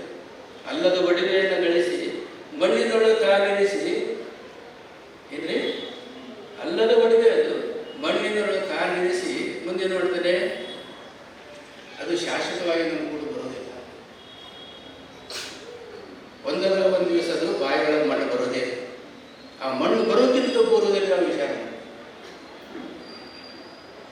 ಅಕ್ಕಮಾದೆ ಒಂದು ಕಡೆ ಹೇಳ್ತಾರೆ, ಏನು ಗೊತ್ತಾ, ನೆರೆ ಕೆನ್ನೆಗೆ ತೆರೆಗಲ್ಲಕ್ಕೆ ಶರೀರ ಗೂಡೋಗದ ಮುನ್ನ ನೆರೆ ಕೆನ್ನೆಗೆ ತೆರೆಗಲ್ಲಕ್ಕೆ ಶರೀರ ಗೂಡೋಗದ ಮುನ್ನ ಅಂದ್ರೆ ಹಲ್ಲು ಹೋಗಿ ಬೆನ್ನು ಬಾಗಿ ಕೋಲು ಹಿಡಿಯದ ಮುನ್ನ, ಹಲ್ಲು ಹೋಗಿ ಬೆನ್ನು ಬಾಗಿ ಕೋಲು ಹಿಡಿಯದ ಮುನ್ನ. ನೋಡ್ರಿ ಹೇಗೆ ಇನ್ನೊಂದಿದೆ, ಮೃತ್ಯು ಮುಟ್ಟದ ಮುನ್ನ, ಮುಪ್ಪಿಂದ ಪಳೆಯದ ಮುನ್ನ. ಮುಪ್ಪು ಬಂದು ನಮಗೆ ಆವರಿಸುವಂತ ಮೊದಲು, ಯಾಕಂದ್ರೆ ಯಾರು ನಾವು ತಪ್ಪಿಸ್ಕೊಳ್ಳೋಕ್ಕಾಗೋದಿಲ್ಲ. ಅದಕ್ಕೆ ವ್ಯಾಧಿ ಅಂತಾರೆ, ಜರ ಅಂತಾರೆ. ಜರ ಅಂದ್ರೆ ಮುಪ್ಪು. ಮುಪ್ಪಿನಿಂದ ಹೇಗೆ ತಪ್ಪಿಸ್ಕೊತೇವೆ ನಾವು? ನಮಗೆ ಗೊತ್ತಿಲ್ಲದೆ ನಮ್ಮನ್ನು ವಯಸ್ಸು ಮಾಡುತ್ತೆ. ಅದಕ್ಕೆ ಪ್ರಕೃತಿ ನಮಗೆಲ್ಲವನ್ನು ಕೊಡುತ್ತೆ, ವಾಪಸ್ ಎಲ್ಲವನ್ನು ಇಸ್ಕೊಳ್ಳುತ್ತೆ. ಅದು ಕೊಟ್ಟು ಇಸ್ಕೊಳ್ಳೋಕ್ಕಿಂತ ಪೂರ್ವದಲ್ಲಿ ನಾವು ಅದನ್ನು ನೋಡಬೇಕು, ತಿಳ್ಕೋಬೇಕು ಅನ್ನಿಸ್ತು. ಯೌವನ ನೋಡ್ರಿ, ಬಾಲ್ಯವನ್ನು ಕೊಟ್ಟು ವಾಪಸ್ ಇಸ್ಕೋದು ಎಲ್ಲಿದೆ? ಬಾಲ್ಯವನ್ನು ಕೊಟ್ಟು ವಾಪಸ್ ಇಸ್ಕೋತದೆ. ಈಗ ನೀವು ಹೋಗಿ ಕಿಂಡರ್ ಗಾರ್ಡನ್ ಕುಂದಿರ್ತೀನಿ ಅಂತ ಅನ್ನಕ್ಕೆ ಹೋಗಿಲ್ಲ, ಹೋಗ್ತದೆ. ಯೌವನ ಕೊಟ್ಟು ಅದನ್ನು ಕಸ್ಕೊಳ್ಳುತ್ತೆ. ನಿಮ್ದೆಲ್ಲ ಇದೆ, ನಮ್ದು ಕಸ್ಕೊಂಡಿದೆ. ಯೌವನನೂ ಹೋಯ್ತು, ಹೌದಾ? ಬಾಲ್ಯನೂ ಹೋಯ್ತು, ಯೌವನನೂ ಹೋಯ್ತು. ಯೌವನವನ್ನು ಹಿಡ್ಕೊಳ್ಳೋಕೆ ಕೊಡೋದು ಗುದ್ದಾಡ್ತಾ ಇದೆ. ಏನಿದೆ ಅದನ್ನ ಹಿಡ್ಕೊಳ್ಳೋದು. ನನಗೆ ಮೇಕಪ್ ಮಾಡಿಕೊಂಡು ಹಲ್ಲು ಸೆಟ್ ಹಾಕೊಂಡು ಏನೇನೋ ಪ್ರಯತ್ನ ಮಾಡಿ ಎಲ್ಲರಿಗೂ ಗೊತ್ತಿರ್ತೀವಿ, ಬ್ಯಾಗ್ ಹಲ್ಲಿಲ್ಲ ಅಂತೆ, ಆದರೂ ಹಲ್ಲು ಹಾಕೊಂಡು ಚೆಂದ ಕಾಣಬೇಕು. ಯಾರಿಗೆ ಚೆಂದ ಕಾಣಬೇಕು, ಯಾರಿಗೆ ಎದಕ್ಕೆ ಚೆಂದ ಕಾಣಬೇಕು ಅದು ಗೊತ್ತು. ಇನ್ನೊಬ್ರು ಹೇಳಿದ್ರೆ ಅಷ್ಟೇ ಜೀವನ. ನೀವು ನಿಮಗೆ ಚೆಂದ ಹಾಕೋದು ಡ್ರೆಸ್, ನಾ ಚೆಂದ ಕಾಣ, ಏನಿಲ್ಲ ನಿಮಗೆ ಒಬ್ಬೇ ನಾ ಚೆಂದ ಕಾಣ. ಇನ್ನೊಬ್ಬರ ಮೇಲೆ ಜೀವನ ಇದೆ. ನನ್ನದು ಏನು ಇಲ್ಲಬೇಕಿಲ್ಲ. ಯಾರೋ ಒಬ್ರು ಹೇಳ್ತಾರೆ, ಏನ್ರಿ ಸರ್ ಬಿಗ್ ಹಾಕಿಸ್ಬಿಡ್ರಿ ಅಂದ್ರೆ ನನಗೆ. ಯಾಕಂದ್ರೆ ಬಿಗ್ಗಿನ ನನಗೆ ಅನುಭವ ಇದೆ. ಒಂದ್ಸಲ ಬಸ್ನೇ ಬರಾಕಿದ್ದೆ, ಒಬ್ಬ ಕಿಟಕಿ ಕೂತಿದ್ದೆ ಕುತ್ಕೊಂಡು. ನನಗೆ ಸೀಟ್ ಸಿಕ್ಕಿರಲಿಲ್ಲ, ನಿಂತಿದ್ದೆ ಸುಮ್ಮನೆ. ಗದಗಿನಿಂದ ಹುಬ್ಳಿ ಬರಾಕಿದ್ದೆ ಬಸ್. ಹಳ್ಳಿಗೇರಿ ಹುಲ್ಲ ನೋಡ್ತೀನಿ, ಅವ್ನ ತಲೆ ಮೇಲೆ ಕೂದಲೇ. ಏನು ಬಸ್ ಅಂತ ನಿಂತೆ ಇಲ್ಲ.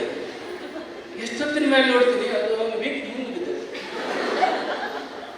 ಎಲ್ಲೋ ಬಸ್ ಗಡಿಗೆ ಬಿದ್ದ ಟಕ್ಕಂದು ಹೆಚ್ಚು ನೋಡ್ತಾನೆ, ಇಲ್ಲೇ ಎಳ್ಕೊಂಡು ಹಿಂದೆ ಹಾಕೊಂಡು ಬೇಗ ಆಯ್ತು. ಇನ್ನೊಬ್ಬರ ಮುಂದೆ ನಮ್ಮನ್ನು ನಾವು ಮುಜುಗರ ಪಡಿಸ್ಕೊಳ್ಳೋದಕ್ಕೆ ಬೇಕಾಗಿತ್ತು. ಇಲ್ಲಪ್ಪ, ನಾನು ಹೌದು ದೇವರು ಕೊಟ್ಟ ಕಸಗೊಂಡ ಇದ್ದಾಗ ನೋಡಿ ನಾನು ಯೋಚನೆ ಕಂಡಂಗೆ ಆಗ್ತಿದೆ. ಈಗ ಅಂಬರೀಷ್ ಪುರಿ ಆಗನೇ ಏನ್ ಮಾಡೋದು? ಅದನ್ನು ಒಪ್ಕೋಬೇಕು ನಾವು. ನಾನು ನನ್ನ ಅಸ್ತಿತ್ವವನ್ನು ಒಪ್ಪಿಕೊಳ್ಳಿಲ್ಲ ಅಂದ್ರೆ ಜನರಿಗೆ ನಗೆಗಿಲ್ಲ. ಒಂದಲ್ಲ ಒಂದು ದಿವಸ ಗೊತ್ತಾಗುದೇ. ಯಾರದೇ ಮುಂದೆ ಸುಳ್ಳು ಹೇಳ್ರಿ, ದೇವ್ರ ಮುಂದೆ ಸುಳ್ಳು ಹೇಳ್ರಿ, ಅವನೆಲ್ಲನೂ ಗೊತ್ತು. ನೀವು ಹೆಂಗೆ ಮೇಕಪ್ ಮಾಡ್ಕೊಂಡ್ರೆ ಇವರೇ ಅಂತಾರೆ, ನಾನಂದ್ರೆ ಅಂತ ಅವ್ರು ಹೇಳ್ಬೋದು. ಆದರೂ ಅವ್ನ ಕಡೆ ಎಲ್ಲ ನೆಗೆಟಿವ್ ಕಾಪಿ ತಗೊಂಡಿರ್ತಾನೆ. ನಾವು ಹೆಂಗೆ ಮಾಡಿದ್ರು. ಅದಕ್ಕೆ ನಾವು ಶರೀರ ಗೂಡು ಹೋಗದ ಮುನ್ನ, ಮೃತ್ಯು ಮುಟ್ಟದ ಮುನ್ನ, ಮುಪ್ಪಿನ ತಪ್ಪೊಳೆಯದ ಮುನ್ನ, ಎಷ್ಟೊಂದು ಹೇಳ್ತಾರೆ ಅವರು. ಅದು ಎಲ್ಲಕ್ಕಿಂತ ಮೊದಲು ಪೂಜಿಸುವ ಕೂದಲ ಸಂಕಲ್ಪ.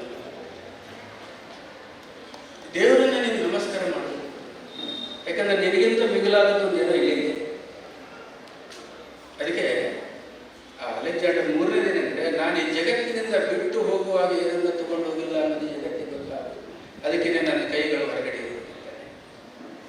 ಅದಕ್ಕೆ ದುಃಖದಿಂದ ನಮಗೆ ತಪ್ಪಿಸ್ಕೊಳ್ಳೋಕ್ಕಾಗೋದಿಲ್ಲ, ಮುಪ್ಪಿನಿಂದ ನಮಗೆ ತಪ್ಪಿಸ್ಕೊಳ್ಳೋಕ್ಕಾಗೋದಿಲ್ಲ, ಸಾವಿನಿಂದ ನಮಗೆ ತಪ್ಪಿಸ್ಕೊಳ್ಳೋಕ್ಕಾಗೋದಿಲ್ಲ.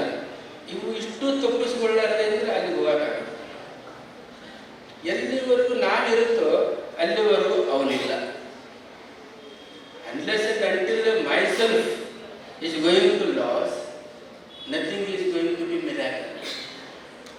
ನಾನು ಇದುವರೆಗೂ ಅವನು ನನಗೆ ಭೇಟಿ ಆಗೋದಿಲ್ಲ, ನಾನಿಲ್ಲ ಅಂದರೆ ಅವನು ಭೇಟಿ ಆಗ್ತಾನೆ. ಆದರೆ ನಾನಿರುವಾಗಲೇ, ಆದರೆ ನಾನು ಅನ್ನೋದು ಇಟ್ಕೊಂಡೇ ಅವನು ಭೇಟಿ ಆಗೋದು ಸಿಗೋದಿಲ್ಲ.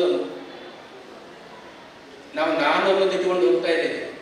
ನೀವೆಲ್ಲೇ ದೇವಸ್ಥಾನಕ್ಕೆ ಹೋಗ್ರಿ, ದೇವರೇ ನಂದು ಗೋಲ್ಡ್ ಮೆಡಲ್ ಕೊಡೋಂಗೆ ಮಾಡ್ಪಾ ದೇವ್ರೆ, ಭಾಳಷ್ಟು ಓದಿಲ್ಲ, ನೀನೇ ಬಂದು ಬರೀ.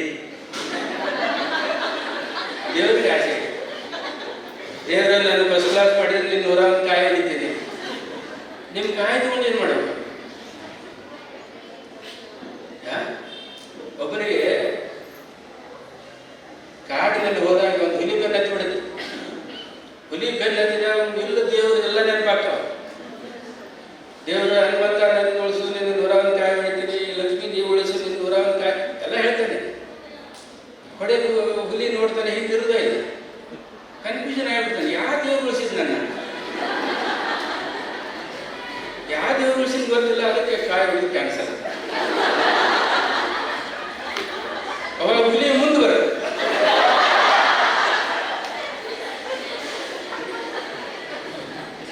ಪರಿಸ್ಥಿತಿ ಹೇಗೆ ಸರ್ ಗಾಡಿ ಮಾಡ್ತಾ ಅದೇ ನಾ ಹೇಳೋದನ್ನು ತಗೊಂಡು ಹೋಗ್ತೇನೆ. ಮತ್ತೆ ಸೊ ನಮ್ಮದು ಅಂದರೆ ನಮ್ಮ ಸ್ವಾಮೀಜಿ ಅಂತ ಅಂದ್ಬಿಡ್ತೀನಿ, ಗುರುದೇವರಲ್ಲಿ ಸ್ವಾಮೀಜಿಯವರು ನಮಗೆ ಹಾಕಿಕೊಟ್ಟ ದಾರಿ ಏನಂದರೆ ಮನಸ್ಸಿನ ಪ್ರವೃತ್ತಿಯಲ್ಲಿರುವಂಥ ಕಶ್ಮಲಗಳನ್ನು ತೆಗಿಬೇಕು. ಕಶ್ಮಲಗಳಂದರೆ ಕೆಟ್ಟ ವಿಚಾರಗಳು, ಕೆಟ್ಟ ಆಚಾರಗಳು. ಏನು ನಾವು ಕೆಟ್ಟದನ್ನು ವಿಚಾರ ಮಾಡ್ತೀವಿ ಇನ್ನೊಬ್ಬರಿಗೋಸ್ಕರ ಅದನ್ನು ತೆಗಿಬೇಕು. ಯಾಕಂದರೆ ಇಲ್ಲಿ ನಾನು ಸಲ್ಲಿದರೆ ಅಲ್ಲಿ ಸಲ್ಲುವೆ. ಮೃತ್ಯು ಲೋಕವೆಂಬುದು ಕರ್ತಾರ್ನ ಕಮ್ಮಟ. ಕರ್ತಾರ್ನ ಕಮ್ಮಟ ಅಂದರೆ ಕಬ್ಬಣ ಕಾಶಿ ಬಿಡ್ತಿರ್ತಾರಲ್ಲ, ಈ ಜಗತ್ತಾಗಿದೆ. ಈ ಜಗತ್ತಿನಲ್ಲಿ ನಾವು ಬಂದಿದ್ದೇವಲ್ಲ, ಮೃತ್ಯು ಲೋಕದಲ್ಲಿ ಬಂದಿದ್ದೇವೆ. ಇಲ್ಲಿ ಎಲ್ಲದಕ್ಕೂ ಮೃತ್ಯು ಇದೆ. ನಾವು ನಿಂತಂಥ ಈ ಭೂಮಿ ಮೇಲೆ ಎಷ್ಟೋ ಜನರ ರಾಶಿ ಹೆಣಗಳಿವೆ, ನಮಗೆ ಗೊತ್ತಿಲ್ಲ. ನಾವೇ ಇಲ್ಲಿ ಅಲ್ಟಿಮೇಟ್ ಅಂತ ತಿಳ್ಕೊಂಡೇ ಇಲ್ಲ. ಇಲ್ಲಿ ಯಾವುದು ಅಲ್ಟಿಮೇಟ್ ಇಲ್ಲ. 3 ಅಡಿ 6 ಅಡಿ ಜಗನೂ ಅಲ್ಟಿಮೇಟ್ ಇಲ್ಲ. ಅದನ್ನು 3 ದಿವಸ 4ನೇ ದಿವಸ ತೆಗೆದು ಮತ್ತೊಬ್ಬರು ಇಡ್ತಾರೆ. ಅಲ್ಲಿನೇ ಇರೋದಿಲ್ಲ ನಮ್ಮ ಜಗ. ನಮಗೆ ಬೇಕಾಗಿದ್ದು 6 ಅಡಿ 3 ಅಡಿ ಮನೆಗೆ ಇದ್ರೆ ಸಾಕಾಗಿತ್ತು. ನಾವು 3 ಅಂತಸ್ತು ನೀ ಕಟ್ತೀವಿ, 4 ಅಂತಸ್ತು ನೀ ಕಟ್ತೀವಿ, ಮ್ಯಾಲೆ ಹತ್ತಕ್ಕಾಗೋದಿಲ್ಲ. ಯಾರು ನೋಡಿ ಕಟ್ಟಿ ಬಾಜು ಮನೆಯನ್ನು ಕಟ್ಟಾಗ್ತಿದ್ರಿ, ಅದಕ್ಕೆ ನಾವು ಮೈ ತುಂಬ ಸಾಲ ಮಾಡಿಕೊಂಡು 4 ಅಂತಸ್ತು ಕಟ್ಟಿ ಬಾಜು ಮನೆ ಹುಡುಗರಿಗೆ ಹೇಳೋದು, ಮ್ಯಾಲೆ ನಿಂತ ಸಾಮಾನ್ಯ ತುಂಬ. ನಮ್ಮ ಮನೆಯೊಳಗೆ ನಮಗೆ ಹತ್ತಕ್ಕಾಗೋದಿಲ್ಲ ಅಂದಮೇಲೆ ಅಂತ ಮನೆ ಕಟ್ಟಬೇಕೆ? ಬೇಕಾಗಿಲ್ಲ. ಅದು ಇನ್ನೊಬ್ಬರಿಗೆ ತೋರಿಸ್ಬೇಕಾಗಿ ನಾ ಏನದೇನೆ ಅಂತ, ನಾ ಏನಂದ್ರೆ ಅನ್ನೋದು ನನಗೆ ನಾ ತೋರಿಸ್ಬೋದು. So therefore you must challenge with person. ನೀವು ನಿಮ್ಮ ಮುಂದೆ ಚಾಲೆಂಜ್ ಮಾಡೋದು, ಇನ್ನೊಬ್ಬರು ಕೂಡ ಚಾಲೆಂಜ್ ಅಲ್ಲ. You must hard work with yourself to get rid of all these bondages. ಎಲ್ಲವನ್ನು ನಾವು ಬಿಟ್ಟು ಈ ಜಗತ್ತಿನಿಂದ, ಈ ಕರ್ಮ ಬಂಧನದಿಂದ, ಕರ್ಮಗಳಿಂದ ಈ ಬಂಧನವನ್ನು ತೊಳೆಯಬೇಕು, ತೆಗಿಬೇಕು ಅಂತಂದರೆ ನಮಗೆ ಮುಖ್ಯವಾಗಿ ನನ್ನನ್ನು ಬಿಟ್ಟು ಆಧ್ಯಾತ್ಮಿಕ ಲೋಕದ ತಗೊಂಡು ಅತಿ ಆತ್ಮ, ಆಧ್ಯಾತ್ಮ. ಅದಕ್ಕೆ ನಾನು ಭಾಳ ಸಲ ಹೇಳ್ತಿರ್ತೀನಿ, where's there is physics end there is metaphysics starts. ಎಲ್ಲಿ ಭೌತ ವಿಜ್ಞಾನ ಕೊನೆ ಆಗುತ್ತಲ್ರಿ, ಅಲ್ಲಿ ಆಧ್ಯಾತ್ಮಿಕ ವಿಜ್ಞಾನ ಸ್ಟಾರ್ಟ್ ಆಗುತ್ತೆ. ಅದಕ್ಕೆ ಆ ಆಧ್ಯಾತ್ಮಿಕ ವಿಜ್ಞಾನದ ಒಂದಿಷ್ಟು ರುಚಿಯನ್ನು ತೋರಿಸಿದವರು ಗುರುಗಳು. ಹೇಗೆ ತೋರಿಸಿದ್ರಂದ್ರೆ ಅವರು ನೈತಿಕ ಸಿದ್ಧತೆಯನ್ನು ಮಾಡಿಕೊಂಡ್ರು. ಫಸ್ಟ್ ಈ started with ethical development. Ethical development ಮಾಡಿಕೊಂಡು how to behave, because God never accept you unless and until you are pure. ದೇವರು ನಿಮ್ಮನ್ನು ಶುದ್ಧ ಇರೋರು ನಿಮ್ಮನ್ನು ಕರ್ಕೊಳ್ಳೋದಿಲ್ಲ. ಅದಕ್ಕೆ ನಾವು ತೀರ್ಕೊಳ್ಳುವಾಗ ನಮ್ಮಲ್ಲಿ ಕಶ್ಮಲಗಳು ಹೊರ ಹೋಗ್ತಾವೆ. 5 ಹೇಳಿ ಮುಗಿಸ್ಬಿಡ್ತೀನಿ ಸರ್. ಈ ಸಾವಿನ ಅಂತ್ಯ ಬರುತ್ತಂದರೆ 5 ವಾಯುಗಳು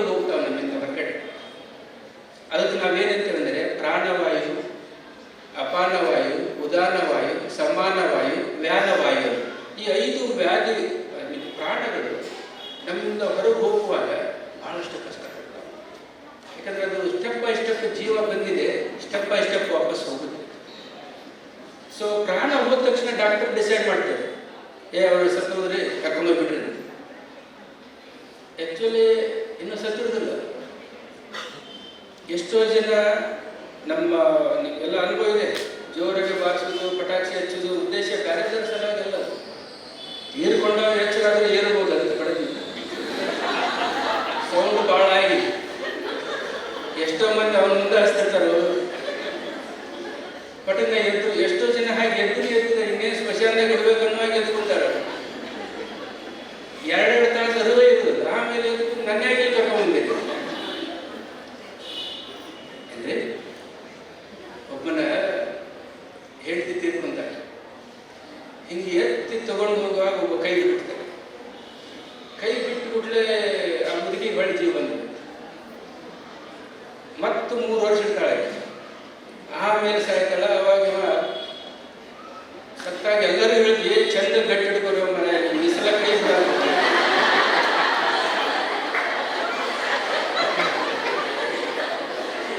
ಯಾಕಂದ್ರೆ 3 ವರ್ಷ ಅನುಭವಿಸ್ತೇನೆ ನಾನು.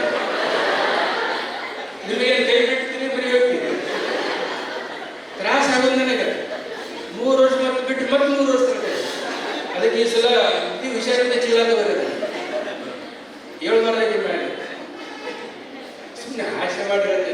ಅದಕ್ಕೆ ನೈತಿಕ ಸಿದ್ಧತೆಯನ್ನು ನಾವೆಲ್ಲ ಕಡೆಗೂ ಎಲ್ಲ ಹಂತದಲ್ಲೂ ಮಾಡಬೇಕಾಗಿದೆ. ಈ ಜಗತ್ತಿನಿಂದ ಬಿಟ್ಟು ಹೋಗ್ಬೇಕಂದ್ರೆ ನಮ್ಮ ಕರ್ಮಗಳನ್ನು ಪೂರ್ತಿ ಮಾಡಬೇಕು. ದೇವರು ನಮ್ಮನ್ನು ಎದಕ್ಕೆ ಸುಮ್ಮನೆ ಕಳಿಸಿಲ್ಲ, ಅವನು ಏನೋ ಒಂದು ಉದ್ದೇಶ ಇಟ್ಕೊಂಡು ಕಳಿಸಿದ್ದ ನಮ್ಮಲ್ಲಿ. ಅವನದೇ ಆದಂಥ ಒಂದು ನಮ್ಮಿಂದ ಬೇಡಿಕೆ ಇದೆ. ಅವನಿಗೆ ನಾವು ಬೇಕಾಗಿಲ್ಲ, ನಮಗೆ ಅವನು ಬೇಕಿಲ್ಲ. ಹೇಳ್ತೀನಿ, ದೇವರಿಗೆ ನಾವು ಬೇಕಾಗಿಲ್ಲ, ಅವನಿಗೆ ಆಗಬೇಕು. ಅವನ ಸೃಷ್ಟಿ ಕರ್ತ. He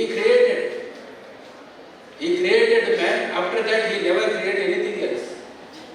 ಮನುಷ್ಯನನ್ನೇ ಉತ್ಪತ್ತಿ ಮಾಡಿದ ಮೇಲೆ ಈ ಜಗತ್ತಿನಲ್ಲಿ ಅವ್ನು ಏನು ಉತ್ಪತ್ತಿ ಮಾಡಲಿಲ್ಲ. ಆಮೇಲೆ ಹೆದರಾಕತ್ತ ಅವನು ಮನುಷ್ಯನಿಗೆ. ದೇವರು ಮೀಟಿಂಗ್ ಮಾಡ್ತಾನೆ, ದೇವರೇ ಬರೀ ಎಲ್ಲರೂ ಈ ಮನುಷ್ಯ ಅನ್ನೋರು ಉತ್ಪತ್ತಿ ಮಾಡಿಬಿಟ್ಟೆ, ಹೆಂಗೋ ಪಾಸ್ ಮಾಡಿಬಿಟ್ಟೆ. ಅವನ್ನ ಒಂದಲ್ಲ ಒಂದು ದಿವಸ ನನಗೆ ಚಾಲೆಂಜ್ ಮಾಡ್ತಾರೆ. ಏನು ಮಾಡ್ಬೇಕು ನಾನು ಅವನಿಗೆ? ಏನಿಲ್ಲರಿ, ನೀವು ಹಿಮಾಲಯದ ಹೋಗಿ ಅಡ್ಕೊಂಡ್ಬಿಟ್ರಿ. ಹಿಮಾಲಯ ಏನು ಭಾಳ ದೂರ ಇಲ್ಲ ನಮಗೆ. ಅವನು ಬಹಳ ಒಂದು 2 ವರ್ಷ ತಗೋತಾನೆ. ಮತ್ತೆ ಇರ್ತಾನೆ ಅವನು. ನನಗೆ ಮತ್ತು ಕ್ವಶನ್ ಮಾಡೋಣ, ದೇವ್ರ ನೀನು ಏನು ಎಲ್ಲ ಈ ಜಗತ್ತಿನೊಳಗೆ ಸುಖ ಅನ್ನೋದು ಇಲ್ಲೇ ಇಲ್ಲ, ಬರೀ ದುಃಖನೇ ಐತಿದ್ದೇನೆ. ಅದಕ್ಕೆ ಇನ್ನೊಬ್ರು ಹೇಳ್ತೇನೆ, ನೀವು ಕೆಲಸ ಮಾಡಿ ಚಂದ್ರಲೋಕಕ್ಕೆ ಹೋಗ್ಬಿಡಿ, ಅಲ್ಲಿನೂ ಬರ್ತಾನೆ. ಮಹಾ ಕಪಟದ ಮನುಷ್ಯ ಹೌದು.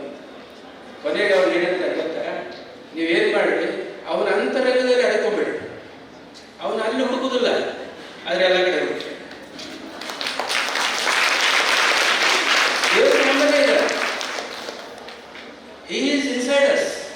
ಸಾರಿ ಮೇಡಮ್, ಕನ್ನಡ ನನಗೆ ಸ್ವಲ್ಪ ಹೆಚ್ಚಿಗೆ ಹೇಳ್ತೀನಿ. ಯಾಕಂದ್ರೆ ಹುಡುಗರಿಗೆ ಅವರಿಗೆ ಸ್ವಲ್ಪ ಮುಟ್ಟಬೇಕಂತ. Actually English may be, but in mother language it is very effective. But I thought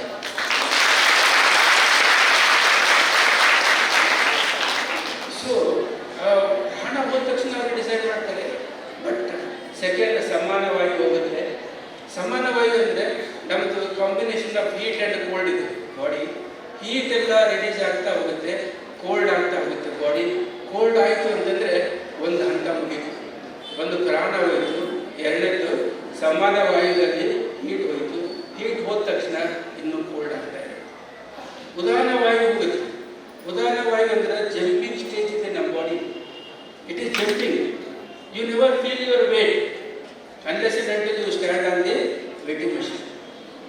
ಅಲ್ಲಿ ಹೋಗಿ ನಿಂತುಟ್ಲೆ ಆ ವೇಟಿಂಗ್ ಮಷಿನ್ ತೋರಿಸುತ್ತೆ ಒನ್ಸ್ ಎಟ್ ಎ ಟೈಮ್ ಅಂತೇಳಿ. ಅವಾಗ ಗೊತ್ತಾಯ್ತು ಭಾಳ ವೇಟ್ ಇದೆ ನಾನು. ಯಾಕಂದ್ರೆ 100 ಮೇಲೆ ಹೋದ್ರೆ ಅದು ಕೆಲಸ ಮಾಡೋದಿಲ್ಲ, ಅದು ಕೆಟ್ಟು ಬಿಡುತ್ತೆ.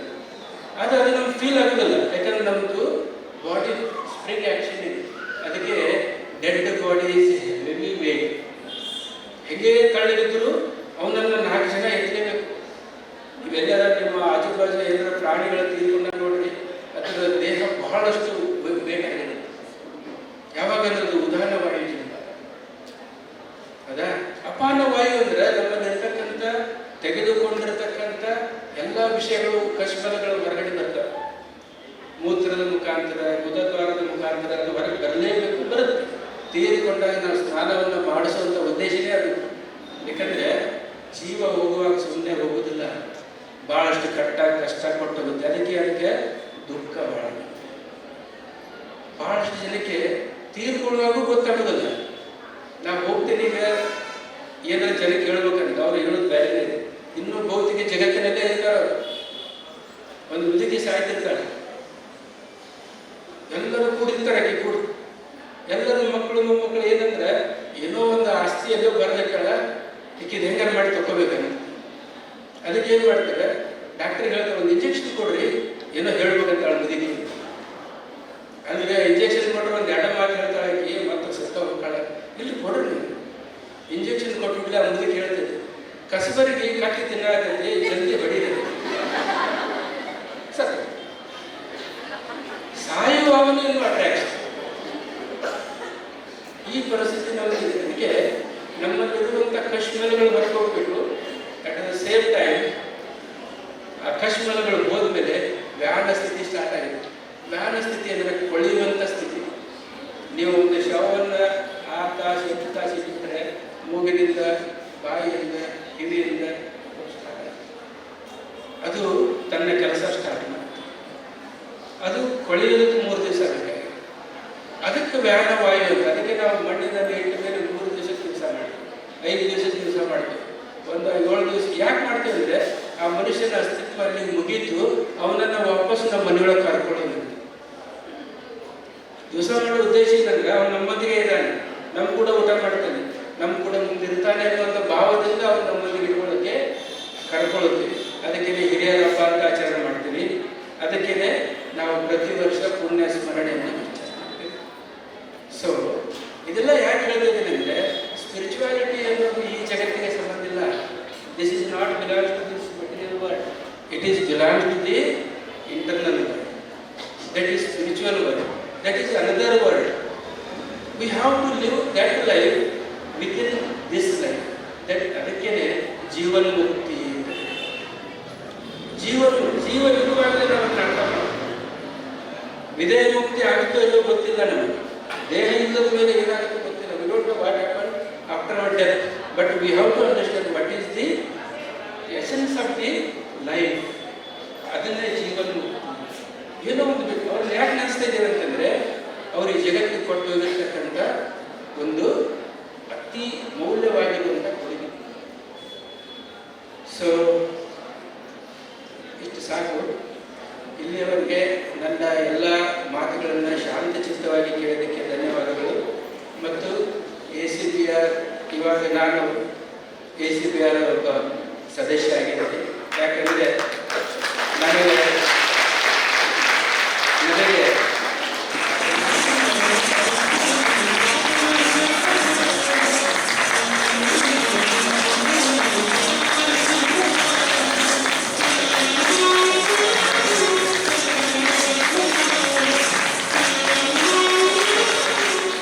Academy of Comparative Philosophy and Religion, the institution founders Jayanti is today. In fact, it is on 3rd July. ಆದರೆ ಡಾಕ್ಟರ್ ಅಶ್ವಿನಿ ಅವರು ವೇದಿಕೆಗೆ ಬರಬೇಕು. Please come on the Dias please. ನಾಡ್ದು 3ನೇ ತಾರೀಕು ಬರ್ಲಿಕ್ಕೆ ಆಗೋಲ್ಲ, ನಾನು 1ನೇ ತಾರೀಕಿಗೆ ಬರ್ತೀನಿ ಸರ್ ಅಂತ ಹೇಳಿದ್ರಿಂದ 3ನೇ ತಾರೀಕಿಗೆ ಮಾಡಬೇಕಾಗಿರುವಂಥ ಜಯಂತಿಯನ್ನು 1ನೇ ತಾರೀಕಿಗೆ ನಾವು ಮಾಡ್ತಾ ಇದ್ದೀವಿ ಅನ್ನುವಂಥದ್ದನ್ನು ನಿಮಗೆ ಹೇಳ್ತಾ ಇದ್ದೇನೆ. ಡಾಕ್ಟರ್ ಅಶ್ವಿನಿ ಮೊಕಾಶಿ ಅವರು ಬಹಳ ವಿಸ್ತೃತವಾಗಿ ಗುರುದೇವರ ರಾನಡೆ ಅವರ ಚಿಂತನೆಗಳನ್ನು ನಮ್ಮ ಮುಂದೆ ಇಟ್ಟಿದ್ದಾರೆ. ಅವರು ಆಕ್ಸ್ಫರ್ಡ್ ಯೂನಿವರ್ಸಿಟಿಯಲ್ಲಿ ಪ್ರೊಫೆಸರ್ ಆಗಿ ಕೆಲಸ ಮಾಡ್ತಾ ಇದ್ದಾರೆ. ಅವರ ತಂದೆ, ಅವರ ಅಜ್ಜ ಎಲ್ಲರೂ ಗುರುದೇವರ ರಾನಡೆ ಅವರ ಶಿಷ್ಯರು. ಆ ಒಂದು ಸಂಬಂಧದಿಂದ, ಗುರು ಶಿಷ್ಯ ಸಂಬಂಧದಿಂದ ಅವರು ಲಂಡನ್ನಿಂದ ಬೆಳಗಾವಿಗೆ ನಿಮ್ಮನ್ನೆಲ್ಲರನ್ನ ಭೇಟಿ ಆಗಲಿಕ್ಕೆ ಬಂದಿದ್ದಾರೆ. ಆದ್ದರಿಂದ ಅವರಿಗೆ ನಾನು ಅಭಿನಂದನೆಗಳನ್ನು ಸಲ್ಲಿಸ್ತಾ ಇದ್ದೇನೆ. ಇಲ್ಲಿಯವರೆಗೆ ನಮ್ಮನ್ನ ಬೇರೆ ಲೋಕಕ್ಕೆ ಕರ್ಕೊಂಡು ಹೋದರು ಪ್ರೊಫೆಸರ್ ಗುಜಲಾರ್ ಸರ್ ಅವರು, ಬಸವರಾಜ್ ಅವರು. ಮೊನ್ನೆ ಧಾರವಾಡದಲ್ಲಿ ಒಂದು ಕಾರ್ಯಕ್ರಮವನ್ನು ನಾವು ಮಾಡಿದ್ದೀವಿ. We released 3 books at Dharwad. ಅವಾಗ ಅವರನ್ನು ಕರೆಸಿದ್ದೆ ನಾನು. ಇನ್ಫ್ಯಾಕ್ಟ್ ವಿ ಕುಡ್ ನಾಟ್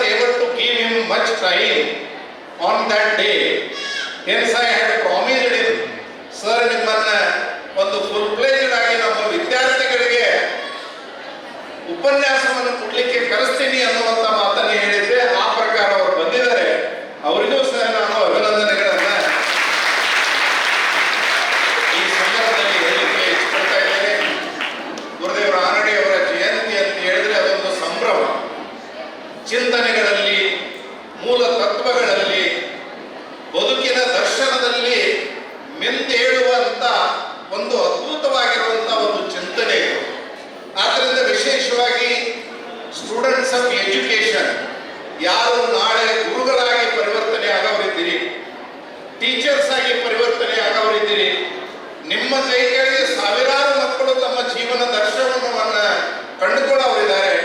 ಅವರಿಗೆ ನೀವು ಮಾರ್ಗದರ್ಶಕರಾಗಲಿ ಅನ್ನುವಂಥ ದೃಷ್ಟಿಕೋನದಿಂದ ಈ ಒಂದು ಕಾರ್ಯಕ್ರಮವನ್ನ ನಾವು ಆಯೋಜನೆಯನ್ನ ಮಾಡಿದ್ದೀವಿ. ಅದಕ್ಕೆ ನೀವೆಲ್ಲರೂ ನಮ್ಮ ಗುರುಗಳು ಎಲ್ಲರೂ ಬಂದಿದ್ದಾರೆ. ಅವರಿಗೂ ನಾನು ಅಭಿನಂದನೆಗಳನ್ನು ಈ ಸಂದರ್ಭದಲ್ಲಿ ಸಲ್ಲಿಸಲಿಕ್ಕೆ ಇಚ್ಛಪಡ್ತಾ ಇದ್ದೀನಿ. Gurudev doctor Ranade Born at Jamkhandi. ಅವರು ಜಮಖಂಡಿಯಲ್ಲಿ ಹುಟ್ಟಿ ನಂತರ ಪುನಾದಲ್ಲಿ ತಮ್ಮ ಶಿಕ್ಷಣವನ್ನು ಮುಗಿಸಿ ಫರ್ಗುಸನ್ ಕಾಲೇಜಿನಲ್ಲಿ ಉಪನ್ಯಾಸಕರಾಗಿ, ಅದರ ನಂತರ ಉತ್ತರ ಭಾರತದ ಪ್ರಯಾಗರಾಜದ ಅಲಹಾಬಾದ್ ಯೂನಿವರ್ಸಿಟಿಯಲ್ಲಿ ಪ್ರೊಫೆಸರ್ ಆಗಿ, ವೈಸ್ ಚಾನ್ಸಲರ್ ಆಗಿ ಅವರು ರಿಟೈರ್ ಆಗಿರುವಂಥದ್ದು ಇತಿಹಾಸ. ಅವರ ಜೀವನದ ಅತ್ಯದ್ಭುತವಾದಂತಹ ಚಿಂತನೆ ಅಂತ ಹೇಳಿದ್ರೆ, ಇಡೀ ಜಗತ್ತಿನ, ಇಡೀ ದೇಶದ ಎಲ್ಲ ಸಂತರ ಅನುಭವ ಸಾಹಿತ್ಯವನ್ನು ಬರೆದಿರುವಂಥದ್ದು ಅವರ ಗರಿಮೆ ಅನ್ನುವಂಥ ಮಾತನ್ನ ಈ ಸಂದರ್ಭದಲ್ಲಿ ನಾನು ಹೇಳಲಿಕ್ಕೆ ಇಷ್ಟಪಡ್ತಾ ಇದ್ದೇನೆ. ಈ ಸಂಸ್ಥೆಗೆ ಒಂದು 100 ವರ್ಷ ಆಗಿದೆ. ಇವತ್ತು ಒಂದು 100 ವರ್ಷದ ಕಾರ್ಯಕ್ರಮದಲ್ಲಿ ಬಹುತೇಕ ನಮ್ಮ BEd ಕಾಲೇಜದ ಎಲ್ಲ ಗುರುವರಿಂದ ಮತ್ತು ವಿದ್ಯಾರ್ಥಿಗಳು ಪದೇ ಪದೇಯಾಗಿ ನಾವು ಅವರನ್ನು ಆಹ್ವಾನಿಸ್ತೀವಿ. ಅವರೆಲ್ಲರೂ ಇದರಲ್ಲಿ ಬಂದು ಭಾಗವಹಿಸ್ತಾರೆ. ಅದಕ್ಕೆ ನಿಮಗೂ ನಾನು ಅಭಿನಂದನೆಗಳನ್ನ ಹೇಳಲಿಕ್ಕೆ ಇಷ್ಟಪಡ್ತಾ ಇದ್ದೀನಿ. ಬಹುತೇಕ we used to invite students from different faculties, but the students of education are very, very disciplined, very honest in attending the lectures. They are very much focused. ಆದ್ದರಿಂದ ಈ ಒಂದು ಸೆಷನ್ಗೆ ವಿದ್ಯಾರ್ಥಿಗಳು, ಶಿಕ್ಷಣದ ವಿದ್ಯಾರ್ಥಿಗಳನ್ನು ಕರಿಬೇಕು ಅನ್ನುವಂಥದ್ದು. ಆದ್ದರಿಂದ ನಿಮ್ಮನ್ನು ಕರೆದಿದ್ದೀವಿ. ಸ್ವಲ್ಪ ಸ್ಥಳದ ಅಭಾವ ಆಯಿತು, ಅದಕ್ಕೂ ನಾನು ಮುಂದಿನ ಸಲ ವ್ಯವಸ್ಥೆಯನ್ನು ನಾವು ಮಾಡ್ತೀವಿ ಅನ್ನುವಂಥ ಮಾತನ್ನ ಈ ಸಂದರ್ಭದಲ್ಲಿ ಹೇಳಲಿಕ್ಕೆ ಇಚ್ಛಪಡ್ತಾ ಇದ್ದೇನೆ. The spiritual relics of Gurudev Ranade have been preserved in this particular institution. Gurudev Ranade said one thing, that we must, you may be professor, you may be doctor, you may be lawyer, you may be politician, you may be businessman, but you must be morally and ethically the best person ಅನ್ನುವಂಥ ಮಾತನ್ನ ಅವರು ಹೇಳಿದ್ದಾರೆ. ಅದರಿಂದ ಅದೆಲ್ಲಕ್ಕಿಂತಲೂ ಹೆಚ್ಚಾಗಿ ನಮ್ಮ ಗುರುಗಳು ಒಂದು ಮಾತನ್ನು ಹೇಳ್ತಾ ಇದ್ರು. ನಮ್ಮ ಗುರುಗಳು ಅಂತ ಹೇಳಿದ್ರೆ ಗುರುದೇವ್ ರಾನಡೆ ಅವರ ಶಿಷ್ಯರು. ಗುರುದೇವ್ ರಾನಡೆ ಅವರು ಹೇಳ್ತಾ ಇದ್ರು, ಬಹುತೇಕ ಜಗತ್ತಿನಲ್ಲಿ ಎಲ್ಲ ಉದ್ಯೋಗದಲ್ಲಿ, ಎಲ್ಲ ವ್ಯವಸಾಯಗಳಲ್ಲಿ ಬಹಳ ಅದ್ಭುತವಾಗಿರುವಂಥದ್ದು ಮತ್ತು ಪವಿತ್ರವಾಗಿರುವಂಥದ್ದು teaching profession is the greatest profession. Teaching profession is the greatest profession. If you decide it will take near to God that particular teacher ಅನ್ನುವಂಥ ಮಾತನ್ನು ಹೇಳ್ತಾ ಇದ್ರು. ಅದರಿಂದ ನೀವೆಲ್ಲರೂ ಸೌಭಾಗ್ಯವಂತರು, ನೀವೆಲ್ಲರೂ ಗುರುಗಳಾಗುವವರಿದ್ದೀರಿ. ಅದರಿಂದ I request all you to read the literature, life mission, life literature, ಜೀವನ ದರ್ಶನ ಗುರುದೇವರದ್ದು ಏನಿತ್ತು ಅನ್ನುವಂಥದ್ದನ್ನು ಓದುವಂಥದ್ದು ಆಗಬೇಕು ಅನ್ನುವಂಥ ಒಂದು ಸಣ್ಣ ಮನವಿಯನ್ನು ಈ ಸಂದರ್ಭದಲ್ಲಿ ನಾನು ಮಾಡ್ಕೊಳ್ತಾ ಇದ್ದೇನೆ. ಈ ಸಂದರ್ಭದಲ್ಲಿ ನಾನು ಹೆಚ್ಚಿಗೆ ಹೇಳಲಿಕ್ಕೆ ಹೋಗಲ್ಲ. The main theme of this institution is one god, one world and one religion. ಅದರಿಂದ ಇಲ್ಲಿ ಜಾತಿ, ಮತ, ಪಂಥಕ್ಕೆ ಆಸ್ಪದ ಇಲ್ಲ. ಮನುಷ್ಯನೇ, ಅವನಿಗೆ ಜಾತಿ ಧರ್ಮದ ಕಟ್ಟಳೆಯನ್ನು ನಾವು ಕೊಟ್ಟಿದ್ದೇವೆ ಅನ್ನುವಂಥದ್ದನ್ನು ಪದೇ ಪದೇ ಗುರುದೇವರು ಹೇಳ್ತಾ ಇದ್ರು. ಆದ್ದರಿಂದ ಆ ಒಂದು ಚಿಂತನೆಯಲ್ಲಿ ಬರುವಂತಹ ದಿನಗಳಲ್ಲಿಯೂ ಸಹ ನಿಮ್ಮ ಸಹಭಾಗಿತ್ವ ಈ ಸಂಸ್ಥೆಯ ಎಲ್ಲ ಕಾರ್ಯಕ್ರಮಗಳಲ್ಲಿ ಇರುತ್ತೆ ಅನ್ನುವಂಥ ಮಾತನ್ನು ಹೇಳಿ ನನ್ನ 2 ಮಾತುಗಳಿಗೆ ವಿರಾಮವನ್ನು ಕೊಡ್ತಾ ಇದ್ದೇನೆ. ಜೈ Shri Gurudev. Jayanti. My grandson. I sincerely thank on behalf of ACPR, Shri Humbarwadi, Lying, standing there. come over here as a chief guest, and Dr. Ashwini Mokashi, all the way traveling from UK to India with a short deal. She came over here. I know how difficult it is when you have short deal to attend such functions. So I sincerely thank her on behalf of ACPR. Also, I want to say thank Dr. Shri Gurudev, who is head of Department of Philosophy, Karnatak University, on behalf of ACPR, give his wonderful thoughts. And our advocate is giving once again a very cherishing talk to all of us. And and then all our ACPR members, and most importantly all the staff of ACPR who have worked so hard, and all others who have indirectly helped for successful, making this function successful. And most importantly, I have to sincerely thank all the teachers of the BEd colleges and most again all the students who have attended over here. I sincerely thank each and everyone who are over here. Thank you.